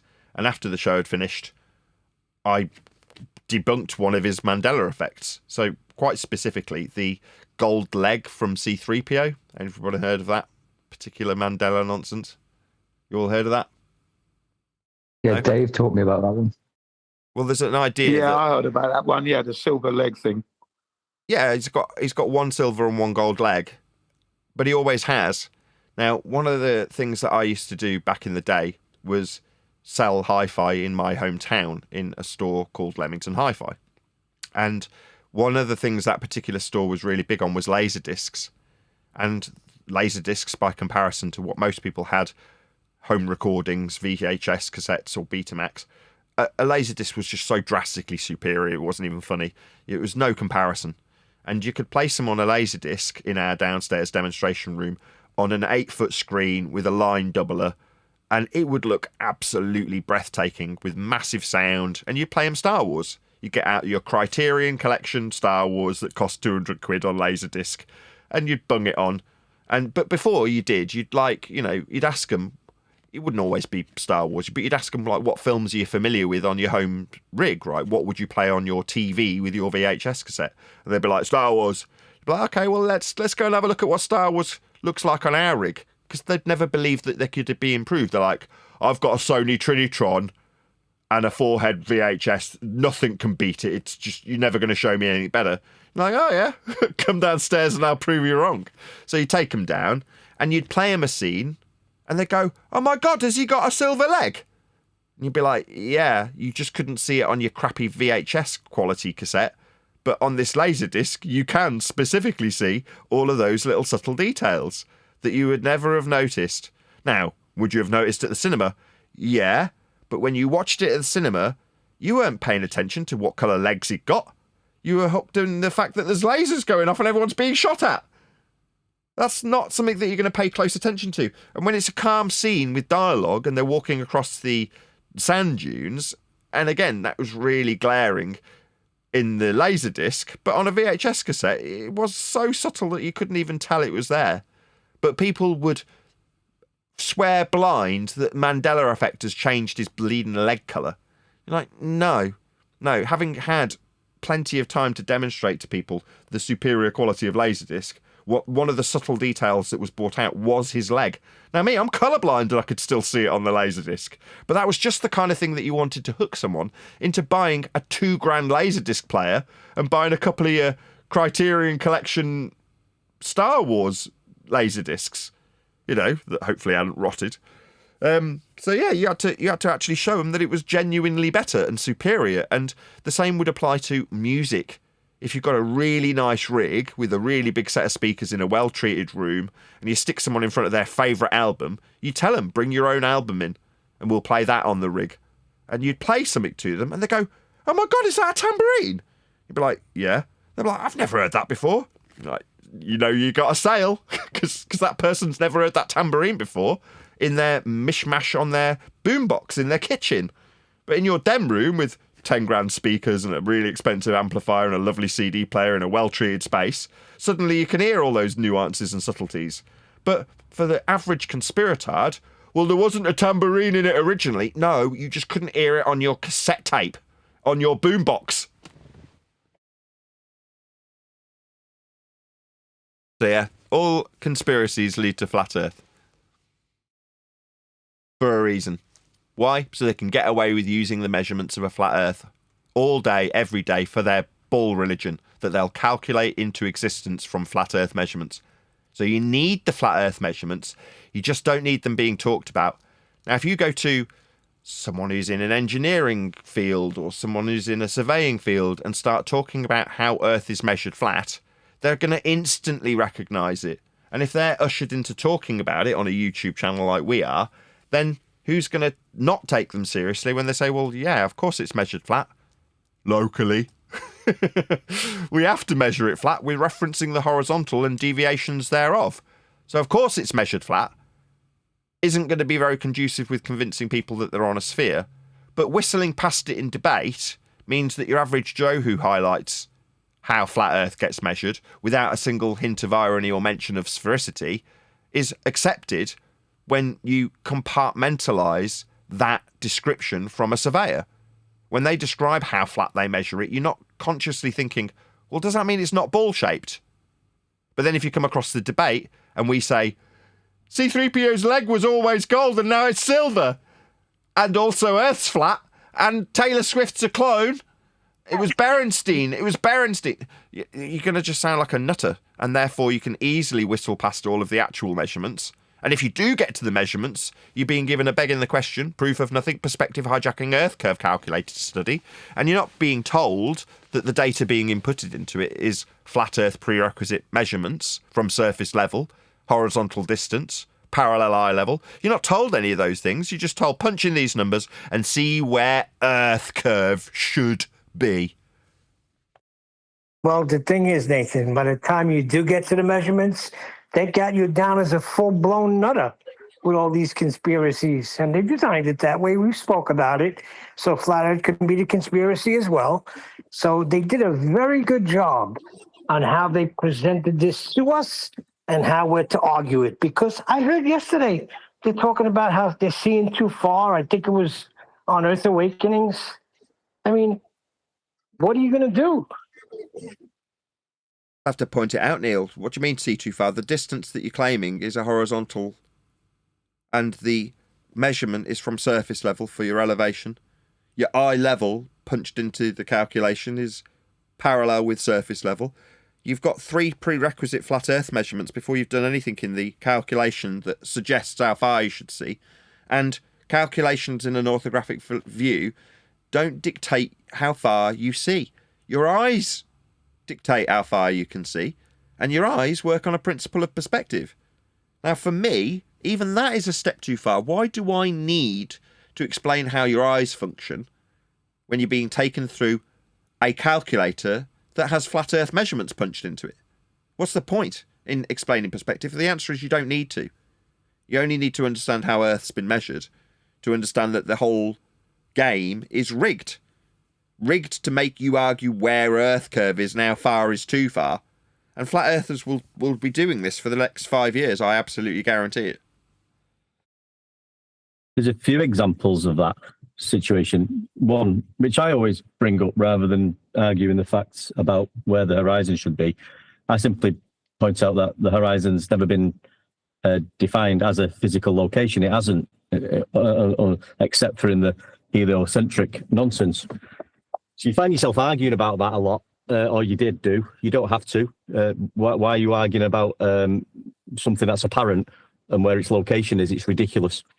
They've also done it with tangent lines, because in the celestial navigation topic, you'll find that the balls will say, well, we're using a tangent line on the top of the sphere. Now, that's ridiculous as well. But you'll find that, and I've done it myself in the past, you start arguing about a tangent line that's only touching one point of the circle or sphere, and you can only get 1 point on it. When you're talking about the GP of the sun and the observer, there's 2 points and the distance in between it. Where at the end of the day, you don't even need to go down there, because a tangent line isn't tangible. It's a mathematical concept. So nobody who's navigating has got a tangent line in the backpack, and it's something mathematical. It's a physical Or a tangent mirror. No, but why are they even Yeah. saying a term like we see too far? Yeah, but- Why is that even being brought up in 2025? I don't know, but like I say, this tangent line thing, it's a mathematical concept. Why do we find ourselves even trying to discuss that a tangent line can't be used? It can't be used. It's a concept. It's not used, it's measured. So this was refracted curvature's argument. We're measuring from the surface, whereas a tangent, as you put it mathematically, is described to a single point on a ball. Well, when we measure, we're not measuring to a ball, we're measuring from the surface level. Exactly. But I think that's what we were saying earlier. It's getting to that point now where, now we've got down to the bare bones of the measurements, we're unraveling the things and looking like the pizza pie example the other day, arguing about that. What else? What we've just mentioned there, seeing too far, you'd argue about that. Tangent lines, would be arguing about that, where nobody's got a tangent line in a pocket when they're navigating. You're using the surface of Earth, for crying out loud. Exactly. Called today's show, Paul is dead.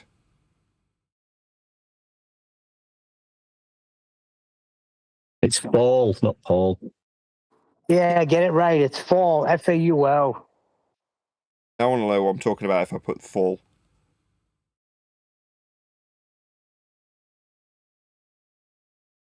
Yeah, all conspiracies lead to flat Earth for a reason, so flat Earth can become a conspiracy and we can whistle past all of the flat Earth measurements that are being used to believe you're on a ball. That's the bottom line. Exactly. And then when you do come up with the measurements, they think you're a kook. So who's going to listen to you? On the other hand, Neil, who cares if they listen to us? I mean, most of the people aren't ready for this information. They want the religion. They want to be lied to. Well, if they're waiting for aliens, I'm sure they do want this. Yeah, I think that's part of it. I think Yeah. people are genuinely waiting for the next life, the next trip, the next planet, and that is very appealing. So before I ask anybody if they've ever heard about Flat Earth, I first need to ask them, have they first heard of Alan Watts?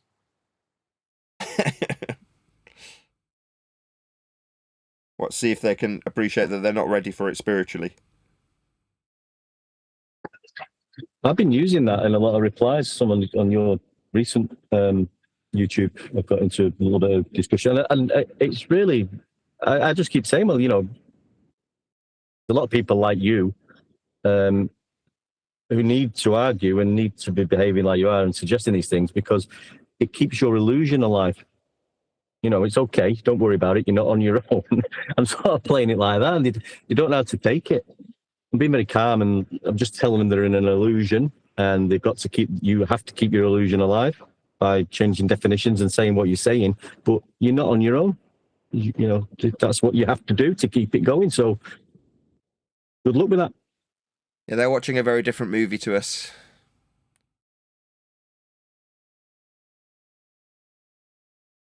I'm just curious, is there anybody in here that at one point or another did not believe the PSYOP globe story? Was anybody here never a glober? Exactly. I doubt it. Everyone came from the same path. Everyone was brought up in that religion.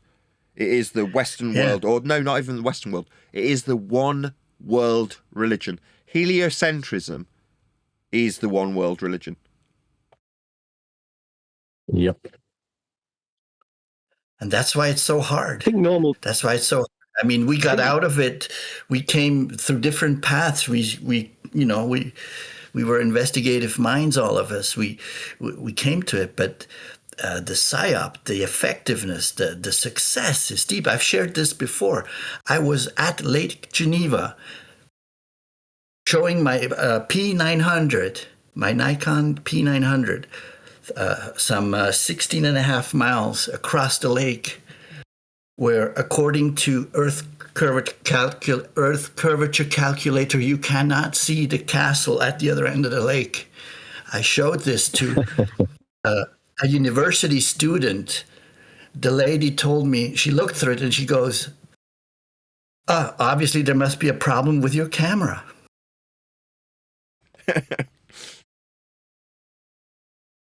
But these days, the distance that you describe it with is a horizontal, flat Earth, linear distance measurement. Your height that you'd apply to the curve calculator to suggest where it should or shouldn't be seen is perpendicular to a plane of reference. And the eye level that you achieve when you measure it perpendicular to a plane of reference is parallel with the plane of reference.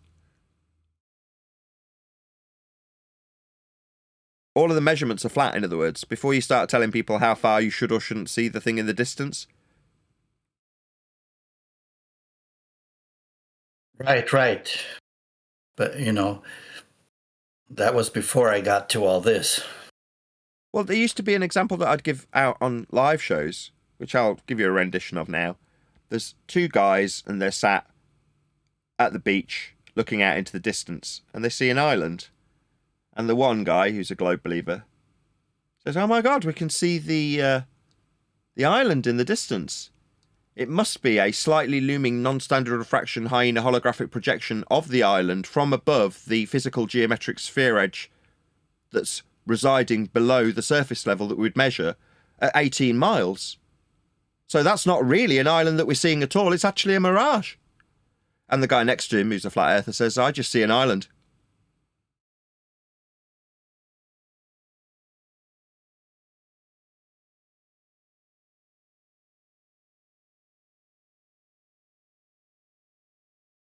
Right, we're up on our hour, but I'm happy to stay live for a bit longer if you all guys want to chit-chat like it was the after show.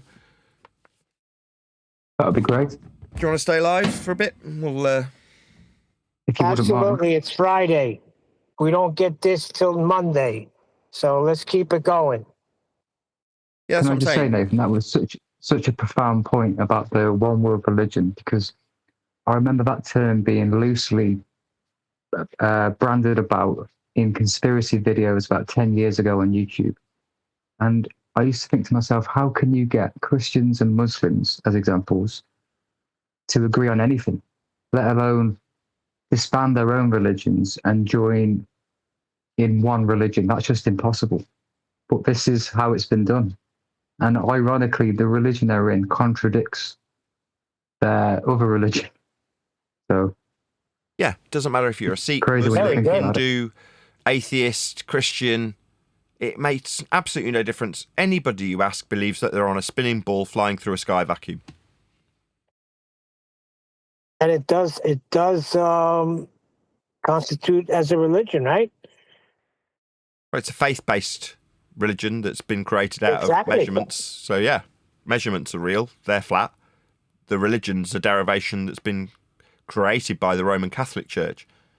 I mean, if you're a Muslim, you'd be pretty shocked if you found out, well, no, your belief in a ball flying around the sun is just based on the Roman Catholic Church's derivation from Huygens, Kepler. You know, the Keplerian religion that you're partaking in is just a Roman Catholic creation.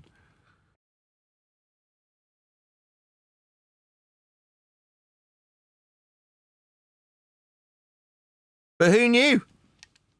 When you own all the telescopes and you've got all of the mathematicians creating these systems, then yeah, you can create a one world religion for everyone to believe in. You only have to propagate it through mainstream media outlets, newspapers, TV, cinema. And if you control those things, then you control the world in terms of what they believe in. And they have achieved it with heliocentrism. Like I say, if it did ever fall, it's all archived by the Scientologists. And they've got some of the most amazing vaults underground with full temperature and climate control, the full shebango. Well, what do you think they're storing there? They're storing the story of heliocentrism. Tom Cruise movies. No, they're storing heliocentric rhetoric. Because that's what Scientology is based on. Their outer space is the same as everyone else's outer space. That's a weird inversion. I really want to figure it out in terms of how it plays into the masses, because you've got this version of the one world religion simultaneously being mocked as kooky. Like, generally speaking, most people would look on Scientology as a kooky, really weird religion. Now, people who are ex-Scientologists describe it as a sex trafficking cult. Not sex trafficking, human trafficking cult. Me mixing P. Diddy with with Scientology. But a human trafficking Does your cult. average Joe know that Scientology is based on aliens, though? Or does your average Joe just think science? I don't know, but if they have even the vaguest idea what Scientology is, they know it's a religion. Most people, if you say, well, are you a Scientologist? No, I'm not a part of some crazy religion. Yeah, shaming Scientologists is shaming anybody who looks too deeply into heliocentrism, effectively. It keeps you at a placid level. Yeah. Don't get too into it because you might become a Scientologist. But they've got people right on that edge, though, haven't they? Like I say, in mainstream rhetoric currently, the notion of aliens and alien invaders and they're coming to get us, that's the fear porn of the moment. I mean, I shouldn't say it with a smile. People are genuinely terrified of this nonsense. It has been for a long time, though, hasn't it? Ever since, wasn't there a radio broadcast that was put out in America as a spoof? And The War of the convinced Worlds? people for real? Yeah, that was the War of the Worlds, H.G. Wells. Yeah, they played the disclaimer that it was a dramatization of a screenplay while a football match was going on in the States, so that people would swap the radio channel and just tune into War of the Worlds halfway through. And obviously, being on the radio, you couldn't rewind it and go and listen to the fact that it's disclaimed as being a dramatization. Again, just a way of keeping people geared up for this notion of aliens and alien invaders, and I don't know, I find the whole thing ridiculous. But we can mock this. and find it ridiculous. But because we do, we suffer that which we can experience. We can experience the ridicule and mockery from the outside perspective, but we just can't tell anybody else because we are the mocked, we are the ridiculed. And that's orchestrated intentionally, like all roads from conspiracy leading to flat Earth. That's preordained to make it that way. So should we try to describe these things to people, we're automatically seen as kooky as a Scientologist. It is a strange situation to be in, and I think it would weigh a lot heavier on me if I didn't know and without a doubt that Earth is flat. So because I know that without a doubt, it doesn't weigh too heavy. I can take it all with a pinch of salt. I completely agree. That is my sentiment also. But the idea of me needing to communicate this with people is considerably lessened since knowing for sure and without a doubt that Earth is flat. I feel far less compelled to tell others about it.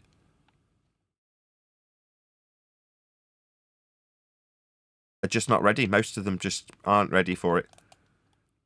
They've got their religion. They're happy with their religion. They don't know it's a religion. And all you'll do is ruin their day if you try and point that out to them.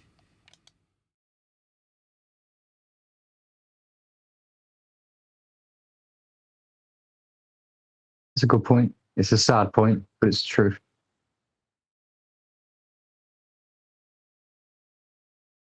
We've got anybody in Discord that wanted to chat? We are going to stay live for a little bit longer, like I say. I don't mind as it's a Friday. I'm going out for a curry later. Have I bored you already? Sorry.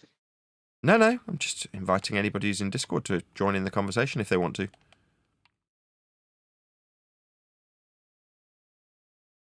If not, it's just going to be me playing on a game while we're live, which I don't mind either, as we've already had the hour. Yeah, I feel that it's all about timing when you want to introduce the topic matter. If it comes up, if the timing's right, you can always discuss it, of course, even if it might ruin one or two people's days. But there you go. I'm in a position where it comes up in the textbook, the globe comes up. So then you ask the kids and the adults alike as well, how do you know that you're living on this globe? Is this globe real? How do you know this? And that's where it begins. So for me, it's always about the timing. And I think I'm in a great position to educate it. So I use that opportunity every time I get the chance. What I wanted to know, Nathan, is how many pages are you dedicating in your book towards this one world religion and Scientology and heliocentrism, all this shit? Are you going to delve into the details of it at all? Maybe. I mean, it's very much in flux at the moment, so I don't know. I haven't given it much thought. Don't know. Maybe none.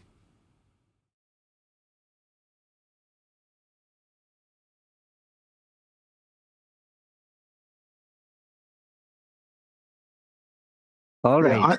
Anyone? Yeah, go ahead. Arthur B. Flat, go ahead. Yep. Anyone remembers those days when Globers used to come up with the argument that we have circumnavigated the globe and hence it has to be a globe because you come back to the same place?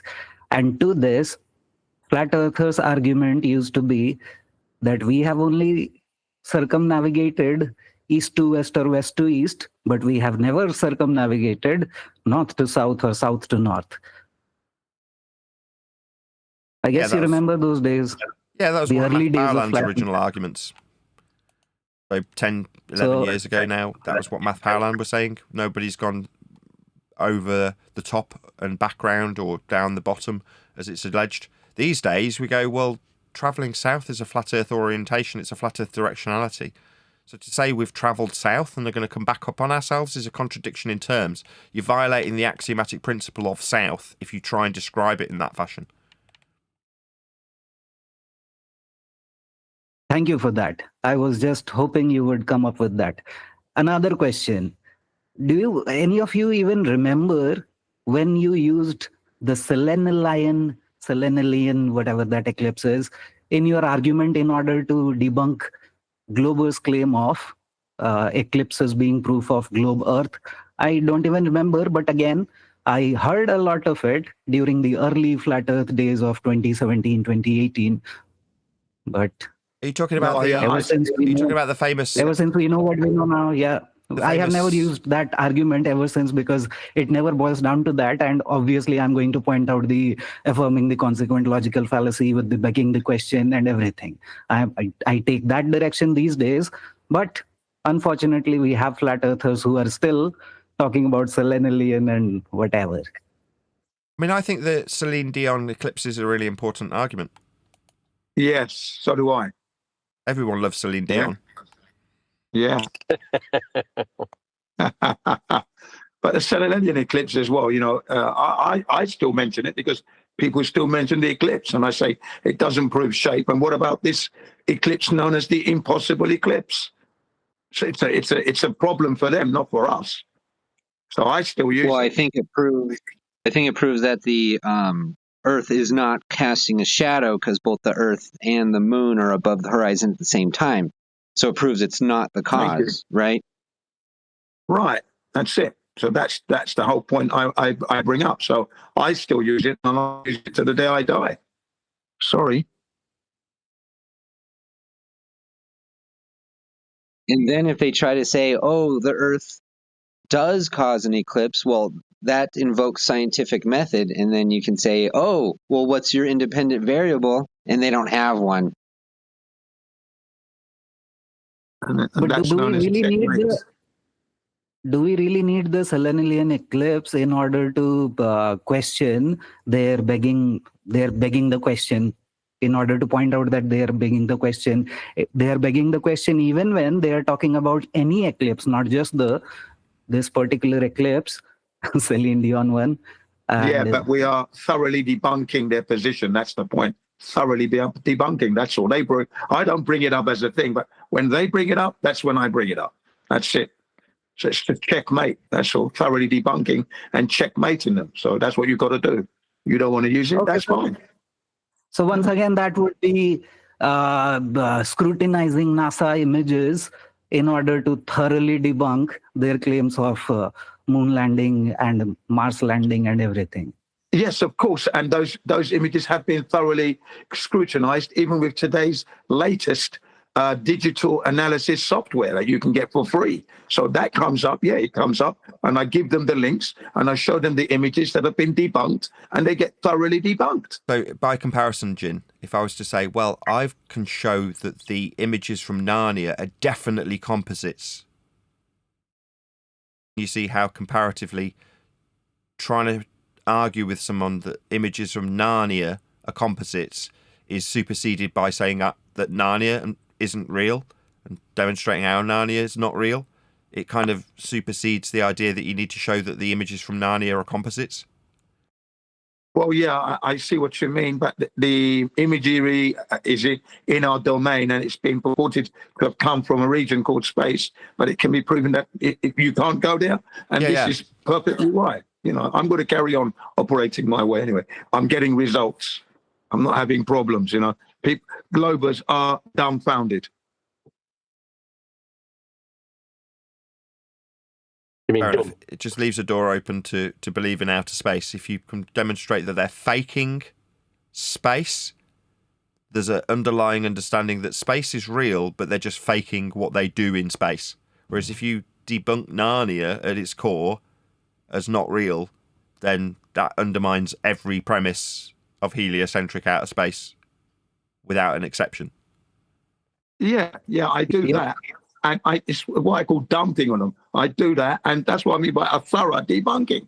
I do that, what you say, and give them the fact that, look at this is fakery, clearly, because space is fake, proven to be fake in that sense.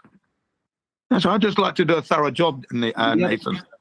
Well, I was saying, yes, Jin, it just prolongs the conversation. And there used to be a time, the early days of Flat Earth, when I have also engaged in hours of conversations on all these topics. Just that these days, I do not waste my time. entertaining a global's paradigm because I don't have to. They are invoking a flat Earth paradigm. I just need to point that out. That's all. Yeah. That's true. Back in the day, that's what I used to shut them down quickly. But I used to get told off for shutting the conversation down too quick. Yeah, let's So there are two schools of thought at play here. I'm in the middle, and I do as I see fit, and that is a thorough debunking. So don't want to hear anyone squabbling over that. You hit it right in the head, Jim. That's the problem. You see, if you end the argument too quick, then you got people crying, "Oh, you ended the argument. What are you going to do?" I mean, what's going on here? What's if you going can on end is this argument, and first of all, you got to show them that there is no argument. Yes. To end in the first place. Yes, that's the problem. The people who are crying because the argument's ended require there to be an argument. Now, often they'll pretend that they're flat earthers, but in most instances, these are people who want the doubt, want the argument, want the debate, because without it, there is no debate, there is no argument. And that is the position we find ourselves in when we talk about how Earth is actually measured, utilised in all circumstances as a flat plane. So if you're going to argue about whether or not there's a 24-hour sun in Antarctica, and we come along and point out this on screen, the flat Earth prerequisite elevation angle measurement of the sun, that ends the discussion. Earth's being measured flat. If they go, well, yeah, locally we do. You're like, okay, if you want me to entertain this, I would then launch into asking you to provide me with global measurements, and then we get into an argument about tangential planes to a ball rather than from the surface. Whereas if you just stick to what is the surface being measured as, how is Earth measured, it is, was, and always will be flat. With that, I'm going to say, if you are watching this on either Nathan Oakley 1980 or Nathan Oakley Premiering streams, then stay tuned as there will be an after show to follow. What you need? Oh, yeah. according to what's his face, right? Cox. yeah, we got photos. Trust me, And bro. I know a dude. I got a guy. Trust me, bro.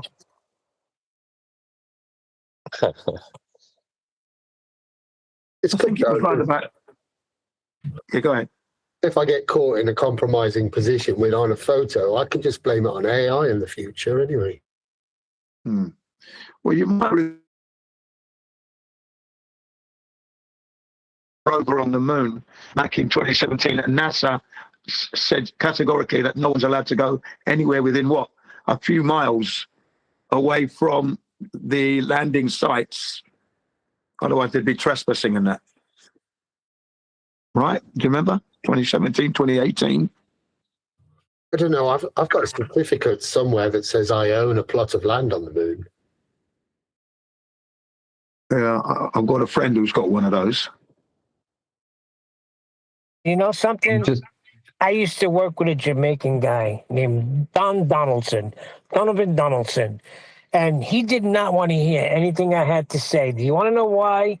Because he's been saving to get shot into outer space when he dies. So no matter what I said to him, well, I bet he'll enjoy he didn't that. want to hear it. Yeah.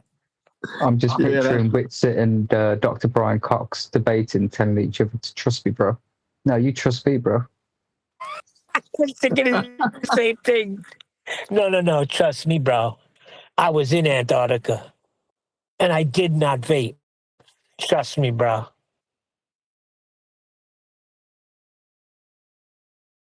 Have you got photo evidence? It reminded me of a Kumu virus. Remember Kumu virus when Nathan was doing these voices and all that? That was funny, wasn't it? Trust me, bro. We have a quote from Bill Nye saying that, unfortunately, we live in a closed system. You can't go nowhere. End quote. Hiya, George. Yeah, I remember that one. Yeah, oh dear. Those are early days, Flat Earth, huh?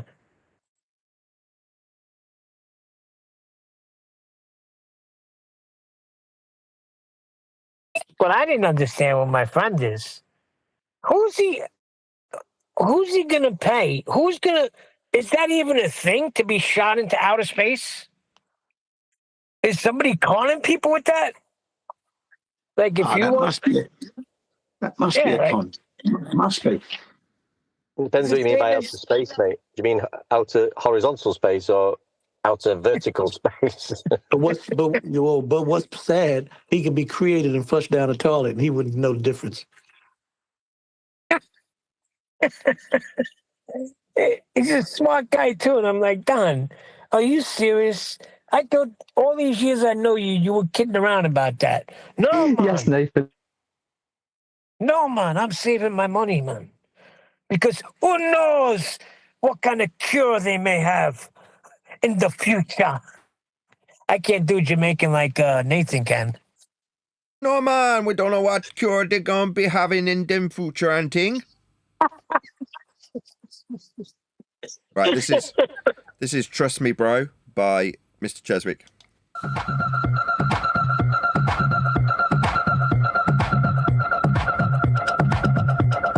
Just bro, you know me from the screen. Just bro, you can all join my fancy. Just bro, do you know what I mean? Just bro, it's the only way to go. Just bro. You know me from the screen, just bro. You can all show my fancy, just bro. Do you know what I mean, just bro? It's the only way to go, just bro. It's the only way to go, just bro. It's the only way to go, just bro. It's the only way to go, just bro. It's the only way to go, just bro. It's the only way to go, just roll. It's the only way to go, just roll. It's the only way to go, just roll. It's the only way to go, just roll. It's the only way to go, just roll. It's the only way to go, just roll. It's the only way to go, just roll. It's the only way to go, just roll.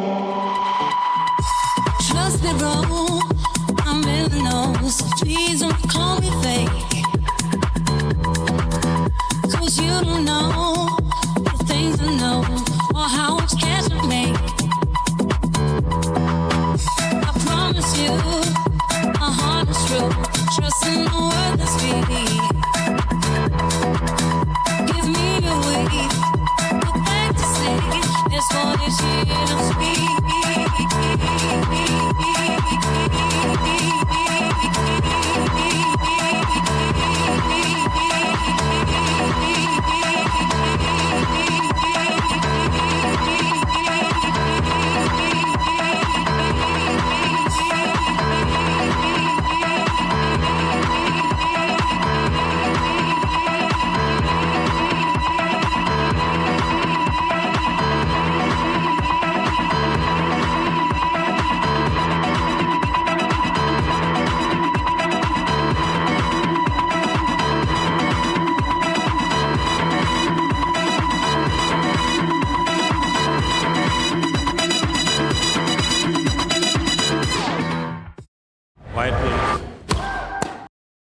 What I love about that video is the way the editing makes them look like they're dancing too, and they bobbing their head like they serious, like they really rocking, like yeah,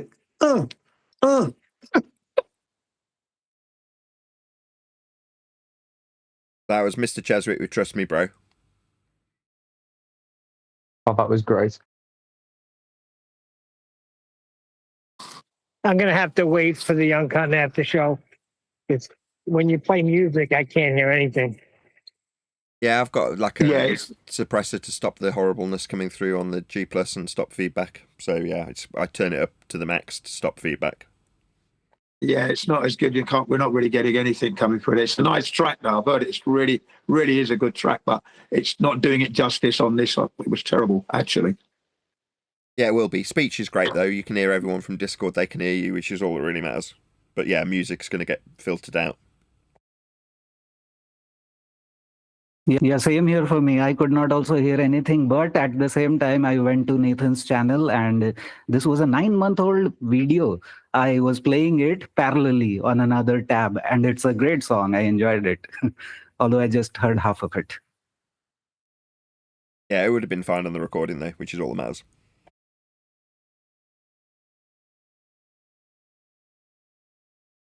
It takes a piss out that the was piss done by takers. AI, right? Again, Neil? That was done through AI, right? Well, I mean, yes and no. Cheswick's used AI as a tool, like he was saying in the chat.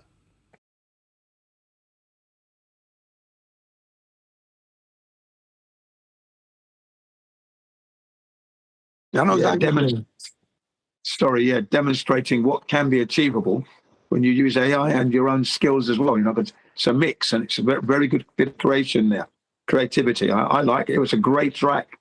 Yeah, Yep. definitely. That's exactly what I was talking to a colleague, guy named Maestro. He's a producer. And I was telling him, I said, anybody that's hating on AI or trying to say this and that, like they have an instrument now that you can actually sing into the microphone and do something like everything, and you can pick up the instrument and it'll give you a virtual studio technology instrument. Mind you, VST, Video Studio Technology, has been out since the 90s. It has made people that only know how to play piano or don't even know how to play piano and just use drum machines to emulate instruments. So AI has been intercepting real musicianship for the longest. So for anybody today to criticize, hate on, stick their nose up, or act like, oh, that's not real, they can go F themselves because you've been faking the funk for the longest. Not only do you Nobody sample. said that. Hold on. That's Hold not on, what let me said. let me finish, bro. Let me finish. Then you can interject. There are people that's saying that. I'm in the industry. I talk to them every day, and they're on the fence. My understanding is from the mind is the first conception of creativity and conceptual intellect. So whether it's a book, whether it's a film, whether it's audio, from the mind. So everybody's creative. It's just that certain gatekeepers and certain accessible resources are limited due to finances, due to just networking. So now everybody can do it because now a child that has some type of musical inspiration can do something and use AI to create it on a certain level. Okay, same way in the 90s, the same way before Quincy was using real orchestration and Ray Charles, the real musicians that was using analog, they were using real musicianship. Now it's been a bunch of guys using MIDI, stems, virtual studio technology, playing a kick drum on a key on a A note. Okay, that's what I'm talking about. So it's been for the longest time AI intervening to save money, to extinguish musicianship, and to substitute human input in the creativity of music. So for anybody, and I didn't say everybody, for anybody, I don't care who it is particularly, to criticize it, what's going on right now, it came back to bite your ass. Because now the shortcut that you had, which your predecessors didn't have, but you still try to act like you was the big producer and the big this and that. Now there's people that are not even musically inclined, able to do what you did just by singing into a microphone and choosing an instrument to take their conceptual mind, intellect, creative output and make it go. So now all it is about coming out with something original. But as far as the talent, the art was always there. It was in the mind. But like I said, there was only limitations to what people can do from the mind to put it on canvas of any artistry. Now you can go. Thanks for the permission. Nobody was saying that here. It needs to be properly, how do you say it? Identified these days, because you can't just be labeled a musician if you don't play a damn instrument. Now, everything starts at the mind. Everyone knows this. But, I mean, come on, you got guys that freaking broke their backs learning how to play guitar or piano or drums. So there's a difference. But if you can go on stage and you can perform whatever you perform on that record and give it somewhat of justice, then I don't have a problem with it. Yeah, that's true. That's a fair point. That you've got to be able to play your stuff anyway. But the technology is making it a lot easier. And again, you're right again there. As long as it's mentioned on the album how those sounds were put together, those who were playing the instruments, the equipment that was used, then it's all very well and done. Plain, isn't it? And I agree with you with that. So let's go back to what I said before. We're not talking about Beatles. We're not talking about Prince, who was the only cat that can do everything everybody else in the industry can do, even press records. The only cat. Ain't no other cat did it like Prince. He played everything, okay? And he also utilized... Paul McCartney was doing it in the 70s. When his Band on the Run album, when his musicians left him, he had to do everything himself. He doesn't play as many instruments as Prince. Yes, he does. Let's just slam that, bro. Stop it. Stop it. Okay. Stop it. I know that's your hero. But stop it. No, I'm just telling you facts, bro. He plays anything. He's just Prince, same thing. Now, I don't know if he plays him as well as Prince. Okay, I don't think Paul could play the lead guitar like Prince did. All right. But he had to record every instrument. His band left him. Right. I got you on that. But that goes back to what you said. That's what I'm saying, to pay homage to those guys. But I'm talking about the perpetrators of the frauds, the hypocrites. When I was speaking on the hypocrites. Because at the end of the day, there is no shame on it. However, even on those albums that were made during AI, you have to be admissible and say how the tracks were laid. But they don't do that. They'll just say, produced by Joe Doe, written by Jack, Jim, Johnny, and Sarah. Nobody knows what was done on there, okay? But all of those songs that were being done from the 90s on by popular music, including your girl who's killing it, Billie Eilish, all VST pseudo musicianship. So I don't know about... You sure about Billie Eilish? Because I think piano, did you say you've seen her live? No. I'm saying we're not talking about when you take a band on the tour with you, okay? But her albums, the production is done with synthesizing and VST. Okay, but isn't that the natural progression of things, though? Nobody's pissing or shitting on it. It's just the natural progression. Exactly. So you are concurring with what I'm saying. So nobody needs to be hating on. I'm talking about the people that hate.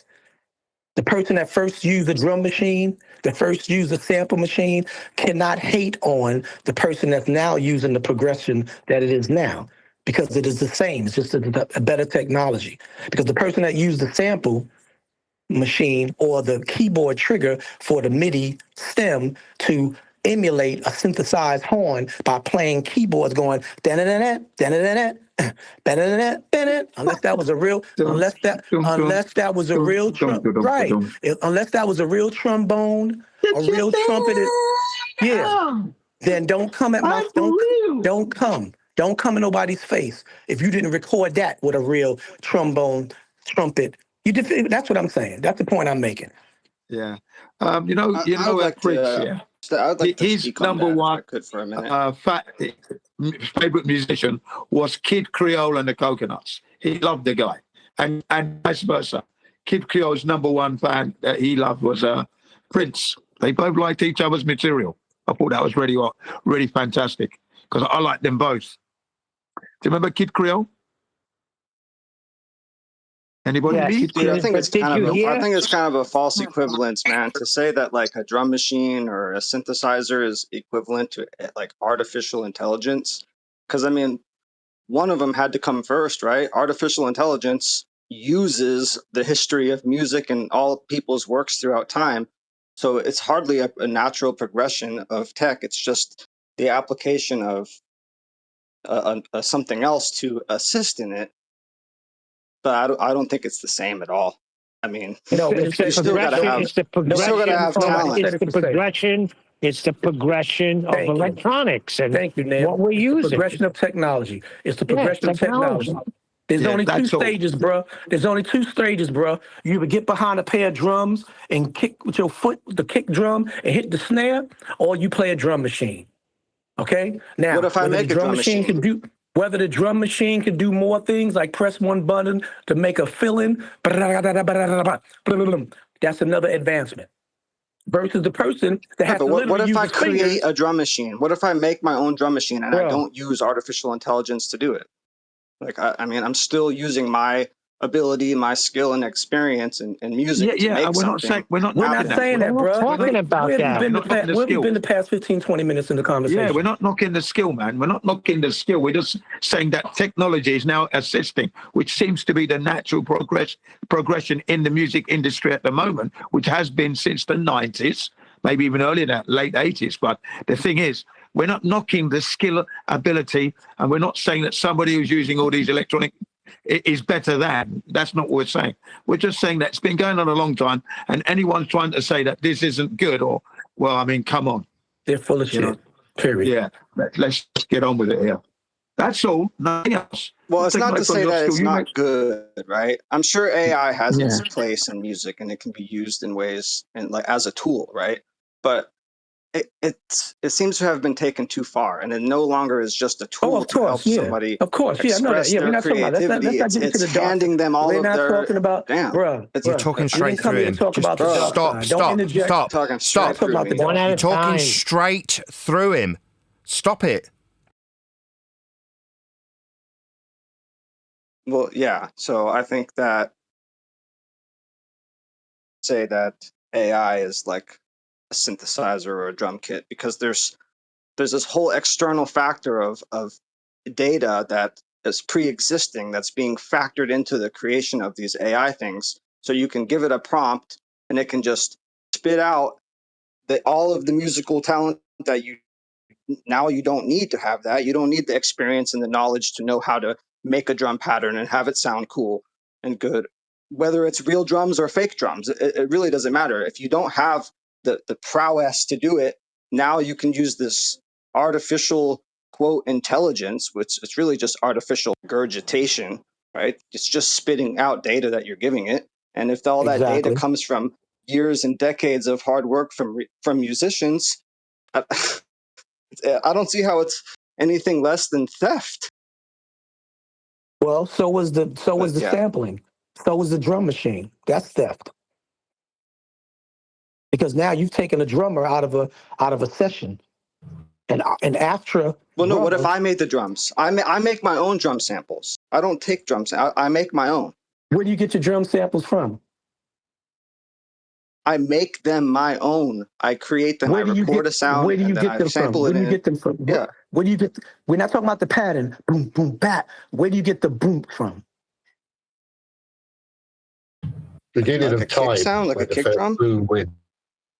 Dude, I can make a I kick just drum asked right the now. question. There's a kick drum. I just banged on the wall. I sampled that. Am I Okay. stealing from So you- myself? Okay, so you banged on the wall. You made a record and banged on the wall and sampled that and made a record. Yeah, I could do it today. Okay, how many records did you sell? I've been doing it my whole life. How many records did you What sell? does that have to do with anything? Well, that's the whole point of what I'm making. How is that see? relevant? Because you're not in the business. I've been doing it since you were. I am in when the you were business. swimming. Oh, really? So how many records have you sold? I haven't really sold any records, but I've played many shows. I've been playing music my I deal whole with guys. life. I deal with guys that got platinum records on their walls with Grammys on their mantles. Okay, that's besides the point. I We're feel like having this is discussion. besides We're the having point. this discussion. We're having this discussion. And I shared it on here. So when you interject, make sure you know what the premise of this topic was that I brought up when I started this conversation. I was telling people who have been using samples, not a drum, but their mouths, beatbox, whatever it is. Don't worry, be happy. Woo. Okay, you can win a Grammy doing that. So the creative concept is in the mind. It doesn't matter what you layer it on the canvas with. That's the point that I'm saying. So those people out there that are criticizing the access that the people have now with this new software that allows them to go the same way that Bobby, whatever his name is, did, and go and say, you know what? I want that to be a guitar, and then the AI goes, bow, bow. Don't criticize that because it's still creation. I am going to criticize it because it's circumventing creativity. Well, then why don't you get behind a pair of drums? Talent and practice. Why don't you get behind a pair of drums instead of now and beat on some drums? Can make that same song. Get on. So you must be criticizing him for making "Don't Worry, Be Happy." You think that was garbage, Bobby right? McFerrin, by the way. Bobby McFerrin, great guy. Bobby McFerrin, rest in peace. Rest in peace. Yeah. So you think what he did was a joke, right? What did he do? What do you mean? All he did is go with his mouth through the whole song. He had no instrumentation whatsoever. He literally did what Dougie Fresh and them do by just using their mouth. Or even what Michael Jackson does. You know, Michael barely could play drums, but the way he worked with Quincy and Teddy, he went like this. I want the bass line to go like this. And then the musician be like, you mean like this, Michael? Okay, so back to that. In the end of the day, the creation comes from the mind. How it's laid on canvas, nobody can criticize because everybody's been taking shortcuts through the decades. And now it's just to the point where no gatekeepers can deprive the average Joe from making a nice song. Okay. But Michael, what was Michael's instrument, D-Rose? His mouth. His vocals. His vocals was his instrument, his vocal cords. He could, that's an instrument. Yeah, I know that. You talking to a professional singer. Right. But I'm saying though, okay, but it wasn't like he was Prince or Paul McCartney. So why would you criticize him? He still was able to produce a song. Yeah, but because you know why? I'm going to tell you why. Because when he first came out, he was with his brothers, and they did have a band, and they did play instruments. Maybe not him, but his brothers did. Okay, that's fine. We're not talking about that. So did a lot of people back then play the instruments. What I'm talking about in the future, the individual. We're not talking about a band. We're not talking about the person that only danced and didn't sing, like Crazy Legs from Guy. Didn't sing a note. Only Aaron did. Teddy sung once in a while, but Crazy Legs just filled the part of McPhailey, Timothy, who didn't make the group. This is a group y'all probably don't know about. They're the ones that made Groovy. Oh yeah, baby, tonight. Really? Really like the way you move me. Yeah. Okay, die. Okay, so there are always people in the group that don't contribute nothing but their looks or their dancing ability. We're not talking about that. All we're talking about is the way music has evolved. That's it. I think Bobby McFerrin is still alive, by the way. He's 75 years old. I thought he passed away like 2 years ago. No. He's still going, man. He's 75 years old. Okay, that's what's up. Yeah, nice guy, Mr. Bobby. I bought his album. I played it to my dad. Yeah, my dad said this guy is very talented because I come from my dad was listening to the Louis Jordan and the Symphony 5, if you will. Yeah, Louis Armstrong, Louis Jordan, the jazz. Yeah. You brought up Prince before. The thing with Prince was he was way ahead of everybody. Yeah, he was. With that interview he had with what's his name? Was it Jay Leno or something? When they were boasting about Mariah's contract, and he was like, "I'll show you how Mariah's contract fails because she can only make $20 million, right? And that's it." He goes to say, "I come out with an album," and he said, "What would you give me if you produce? How much would I get? I write the whole album. How much you give me?" So I think Jay Leno said, what did he say? 60% or 40%, something like that. He goes, all right, that sounds fair. 40. So the whole audience cheers. Yeah, that's good. And then he took her through the mathematics of how her contract dies at 20 million when his could make 100 million, right? By not copping out to that $20 million contract because that's all she can make. But with no contract and being in charge of the music, that album could go triple platinum, right? And that's all hers. And then he just keeps making money. See, he was way ahead of everybody. That's why he wanted his masters. That's why he had the war with Warner. And people don't understand. Just to respond to what you said a minute ago. Hold on, I got to go in a minute anyway. But I just wanted to respond to what you said about AI being like the evolution of music or whatever. For lack of a better word, right? I didn't say that. I think that music is evolving. Music is evolving and using AI on different layers and has been doing it in the most conventional to now the sophisticated way. And it's not, I'm not saying AI is a good thing because it puts people out of work. It extinguishes jobs. You know, it's getting out of control.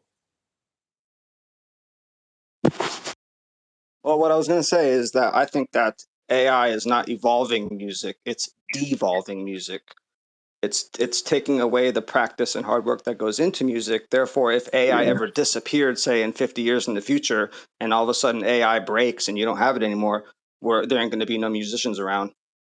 They can't type their song into a prompt. Well, now you're not going to hear any music because Yeah, that's a all the very good work point. That is a that very has to good be point that you done. raised there. Yeah. And that's our sentiment as well. That's exactly our sentiment. That although music is evolving into this, using all these AI instruments and that, but we all always prefer the human element and the skill of the human being as they play their instruments. Okay, all That's right. the So best. let me give you a scenario. 24-21. It's 24-21, and everybody that been a musician still have their grand piano in their living rooms. They have their drum sets. What the fuck is stopping them from using it? Nothing. But still, maybe somebody else is now just blinking their eye, making music with a blink of an eye, or they're just sticking their tongue out. Okay, but still, the drums are still there. Everything is still there. It's never stopping conventional music. It's never stopping it. The average Joe on the street. Well, I would can't say that it's tell not the a part difference. of conventional music. The Of average course not. It's just not listener a. has Oh, I'm no sorry. clue. But until you what he's pick up a drum set and play that drum that you do on your hand banging on the table, you're not a real musician. And that's how I could take it from the musicians that I know. It's cute, but kids can bang on the desk in the lunch cafeteria. We did that for years. But you're not a real musician until you get behind a pair of drums and you rock like they rock when you see them on stage. Then you're a musician. See, that's another thing. People think just because they make a sound that they're a musician. Just because you bang on the wall and you sample that and put that, you're still using a technology. You're using a synthetic technology. Exactly. Okay? So humble thyself. That's why I said we have to I've been define. We have I've been to. in the business for 40-something years, bro. Probably as old as you are or older. Right. That's why we got to I've seen it properly evolve. define. Thank you. Right, you make a lot of money. Okay, There's people that create with the equipment they have available to them. I made enough and money. there's musicians, correct?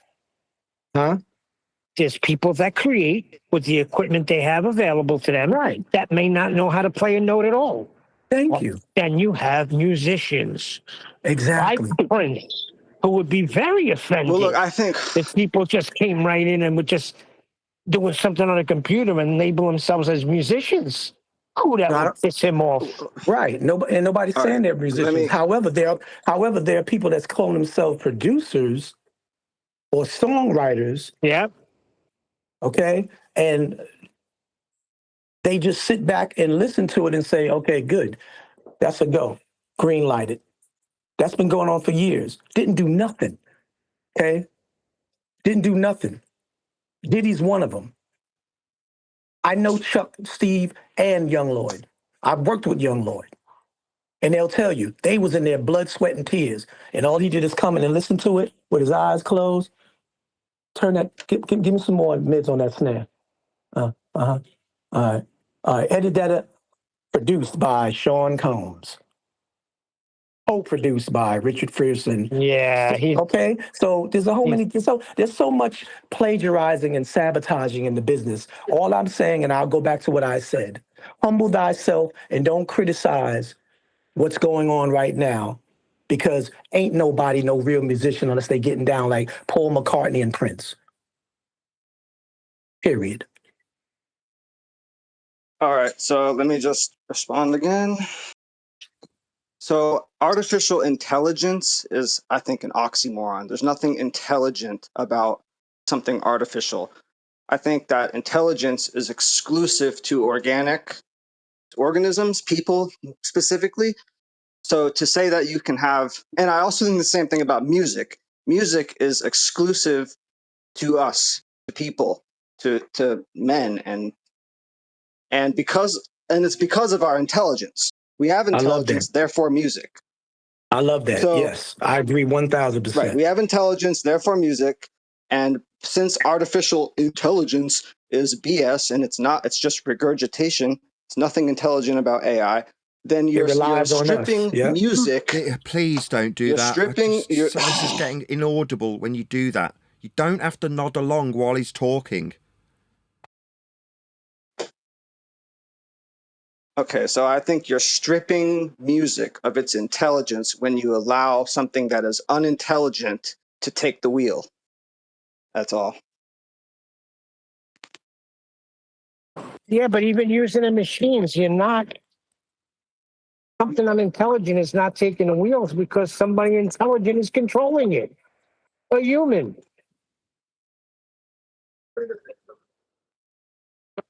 Right? Otherwise, AI would be making music all by itself.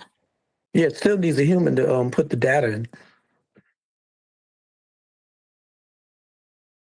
Not necessarily anymore. You still need a human, correct? Yeah. No, the machine can make the music all by itself. Who's going to turn it on? The machines are going to turn on and start making music, huh? Yeah, I got machines like that all over Alabama. Alexis, turn the lights on. Still needs a human to tell it. Still need a human. To turn on a Lexus would hardly qualify as a creative act in my book.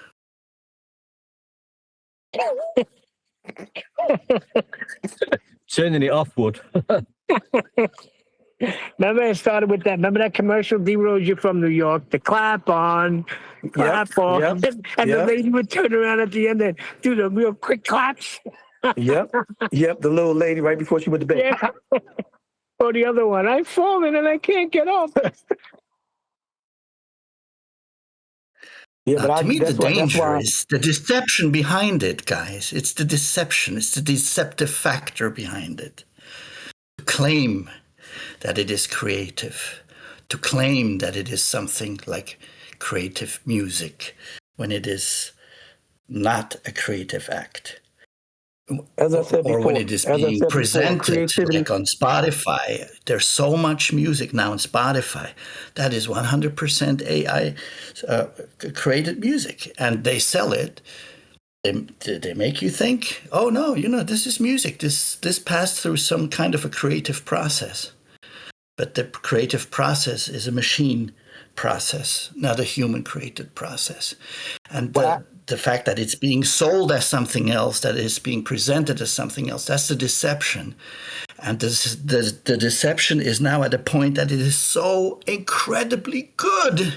It's so incredibly convincing, not only from the from the algorithms, the harmonies, the music production, the mastering. It's as good as any platinum created super music.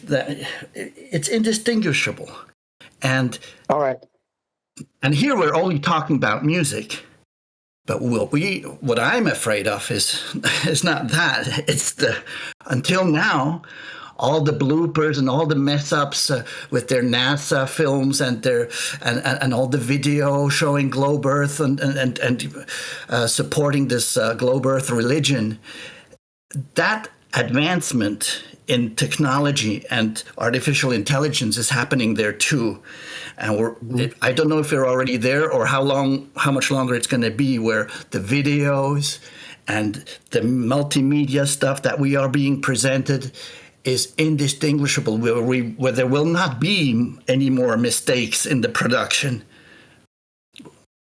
Okay, now I want to address the music. First of all, Spotify, iTunes, all of them are obligated to stamp that is AI in the credits. And if you look at the information, it'll say whether it comes from Suno, whether it comes from iTunes AI, or whether it comes from the other one. I've got the name of it. They're supposed to all stamp it. And guess what? People don't give a fuck. That's why that one particular artist, the female one, got a distribution deal by a girl from Mississippi that wrote a song and used an AI artist. The people don't care, brother. They just want to hear good music. And they already know that the game is already corrupt from the giddy up with the TLC story and the story about how Bink got ripped off with Rex and Effects, Bumps in the Bump, how these, it's already a dirty game. So dirtiness don't deserve no respect. And I'm talking about in part of music. I don't care about the NASA thing and the media thing. They can do what they want to do because they're going to get their payback. Punishment is due to them. But I'm talking about in the music industry, it was never virtuous at all anyway. They took people with creativity and art and pimped them, stole their publishing. pimped them. Okay, so basically, like I said, karma came back to bite their ass. The people don't care; they just want to hear good music, bro. That's all they want to hear. And there's different ways to use the AI. You could take an old song and remaster it that may have had a bad production, and it'll remaster it for you to give it a better commercial sonic appeal to be able to be competitive with other things that are out there. Now, I'm not talking about people that just say, write a song about I'm walking my dog, and then AI just goes the hell off and just writes a song. That is not creative. That's taking a thought and just, to me, that's not the creative. I'm talking about the people that literally play something on there and then add the data elements on it regarding the production, strings, orchestra strings, trumpet solo, male vocals, female vocals, that aspect. That's the part that I'm talking about that is being used at another level, whereas prior to that, maybe 10 years ago, you can do that on Logic and Pro Tools, and you can even take your one vocal and you can split it into 5 harmonies, but didn't do the hard work of going back in there 4 more times and singing that part in harmony. It's all about efficiency, time consumption, and money saving. That's why the technology is growing up and blowing up. It's just about like who's getting rich. That's what this whole conversation is about. Nope, it wasn't about that. It kind of seems like it was. Well, that's because you caught the tail end of it, probably. I don't know, unless you've been here all the time, solid. Yeah, it goes a long way back, Refracted. What's happening? How you been? I'm all right. Just work hours have been kind of rough. Yeah, it does sound like it's all about money, we see doesn't less it? and less of you. What was that point he brought up against me, saying something? How much records have you sold? How many records have you sold? It's about money, isn't it? If the music sells, therefore it's music. It's not about money. It's not about money. You know why? You know why it's not about money? You know why it's not about money? You know why it's not about money? My God. Freddie. Hello? Facetious Freddie, this is why it's not about money, because TLC sold 56 million and they didn't see the money. Can you stop doing that? After the third time I've had to step in. You're rumpusing him. You're just talking straight through him, not allowing him to talk, and then saying, do you know why? Do you know why? Do you know why? Don't do that. You're now doing it to me. Stop doing that, please. They're doing that to each other. Let's be fair. He asked me a question. Is it all about the money? No, I didn't ask that as a question, no. I was just affirming what John just said, that he said that this conversation sounded like it was about money, which was kind of your biggest point, was that, if it sells, therefore it's music. Now you're straw manning me, because I didn't say that. Yeah, I don't agree with that. Well, what was the first thing you said to me? Your first question? All I said to you when you was capping at me like you knew what you was talking about and you was trying to speak on what I was talking about and try to explain to everybody else listening what I was making my point about, I was letting you know, bruh, slow down. Because you're talking to me like I don't know what I'm talking about. So then I said, okay, you make beats off of banging on walls.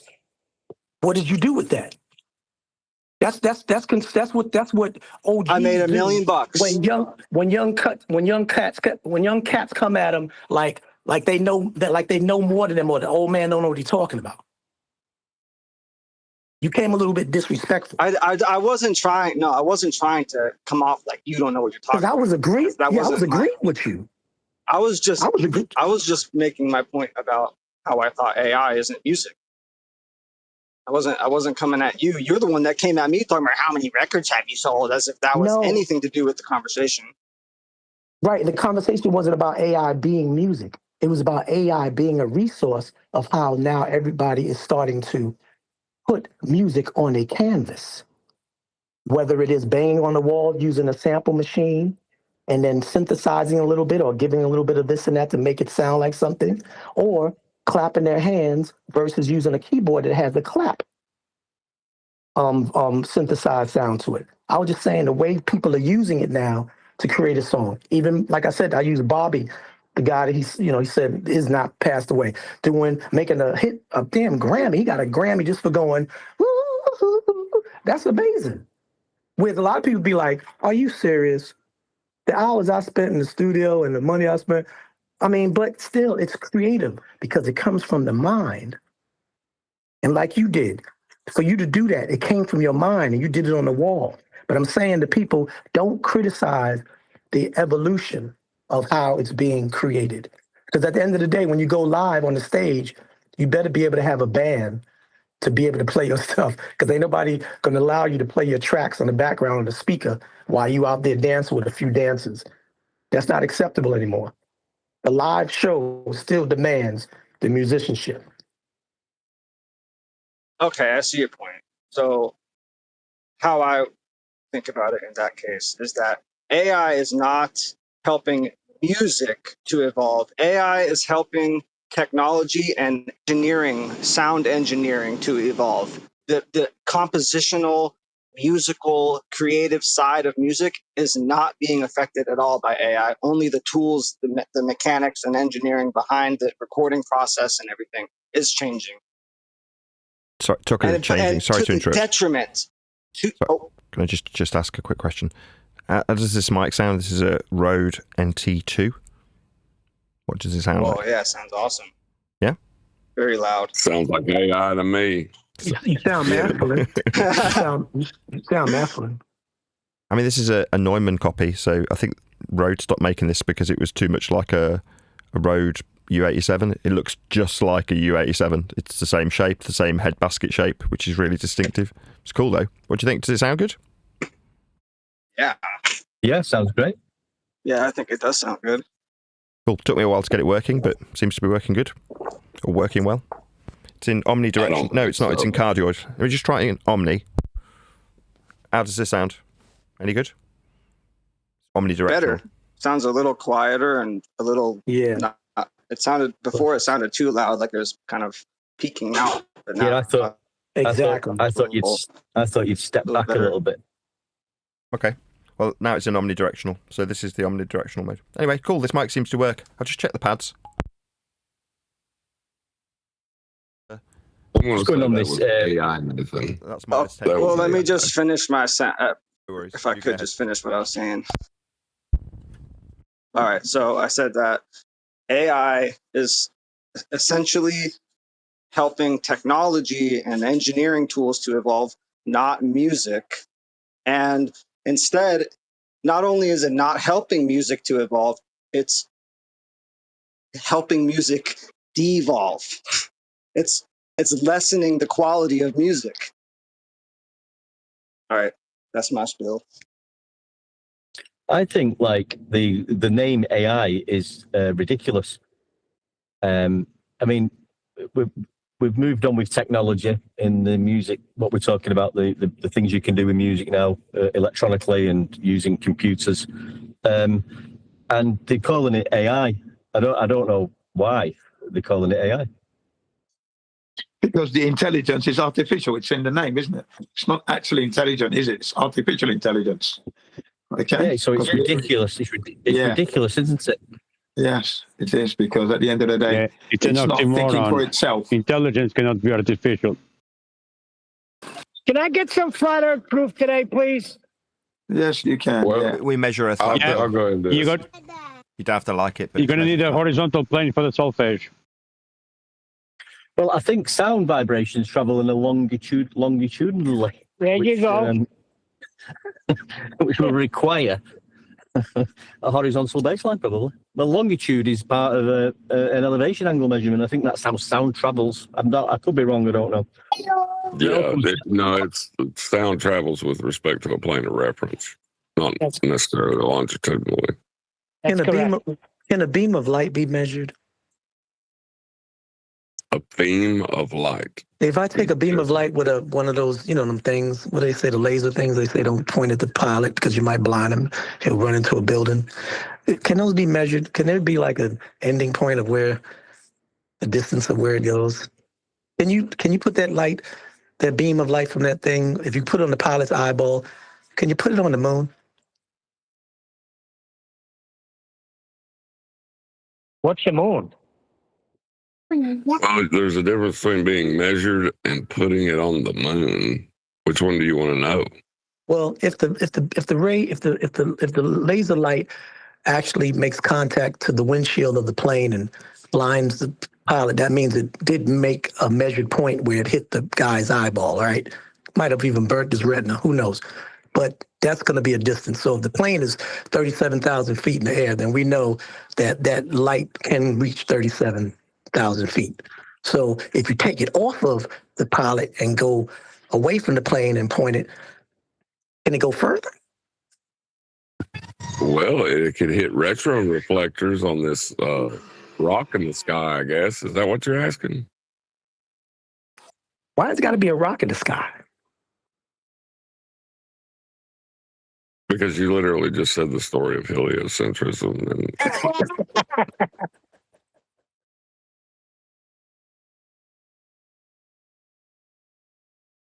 Explain. one of the NASA proofs that for sphericity is that they fire lasers at the moon and they have retro reflectors put there by the astronauts.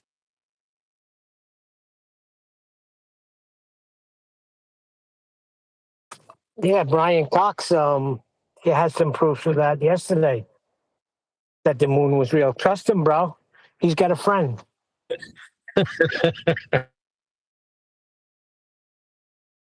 Refracted. His standard of evidence was pictures, and he's got a friend.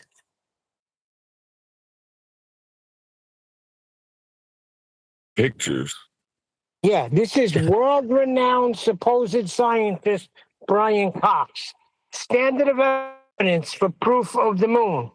Landing on the moon. Pictures, and he has a friend, bro. Aslan is in there then, right? So he accepts Aslan as fact. Exactly how Nathan did it yesterday.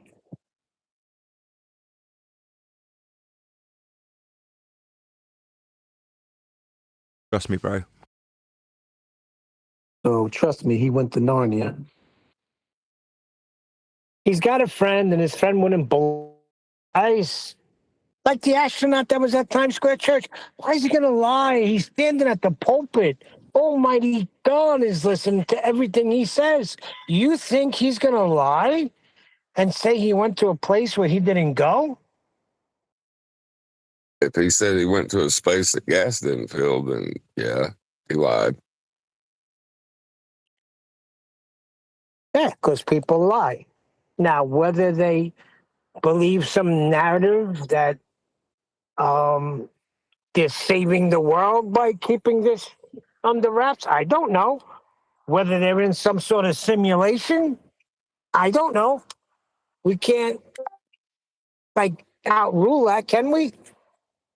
A simulation is a recreation of reality. What reality are you basing your idea that it's a simulation off? Yeah, but they can't make up a simulation of anything.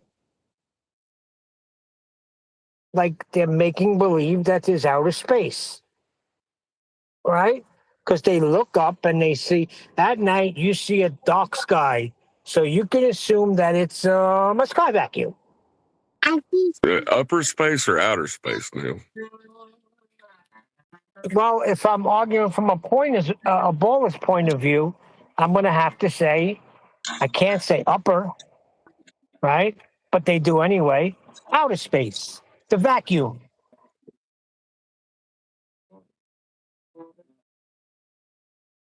Go on, Mickey. Yeah, but that's not up.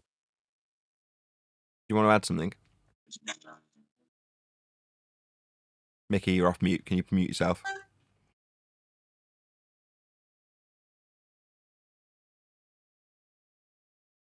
Just going off subject a little bit, I think like we did the PhD doing the elevation angles and the Eratosthenes method and measuring the surface of Earth to get the angle and all that palaver.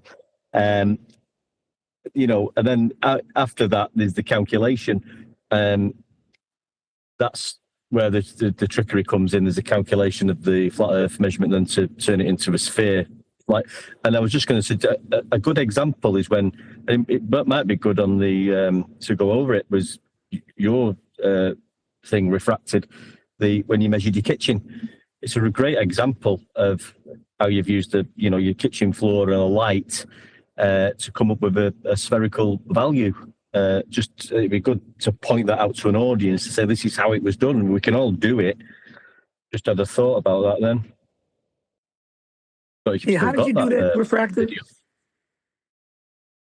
I took 2 known angles from the floor and converted them to radians so I could give the sphericity of my kitchen. Bada boom. There was a guy in 24/7 doing that the other day, but he made his kitchen, I think, a pyramid. It's a good example for an audience, rather than going through there, to say, well, we can do this in any situation. We're using angles. This is what was done in the so-called globe proof. Yeah, the trick 2,000 years ago. The trick being that the angle, like on screen now, is from the surface up to the light. But then if you convert that into, as John put it, into radians, then you're talking about the curve of the protractor tool that you're using to measure said angle. Essentially converting what is a straight line along the ground and an angle up to the light into something that has a curve in a protractor. So in the same way that the globe's been created from the curve of the protractor that you've used to measure the angles to the stars with. Make sense? Yeah, now it makes sense because when refractor used to say he did that, I used to be like the guy on Golden Child in the customs. I used to have a dumb look like, and didn't know what he was talking about. You broke it down. Now I get it.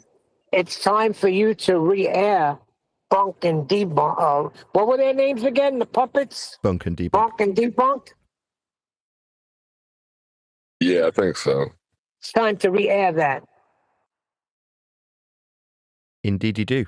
I'm going to round out on that note. So with that, I'm going to say another huge, massive, enormous thank you to both Discord and G+ panels for making today's after show possible. And of course, a massive thank you to all of you for liking, commenting, sharing, subscribing, joining as a Nathan Oakley 1980 channel member, and all that good stuff. I've been Nathan Oakley, and I will see you all in the next video.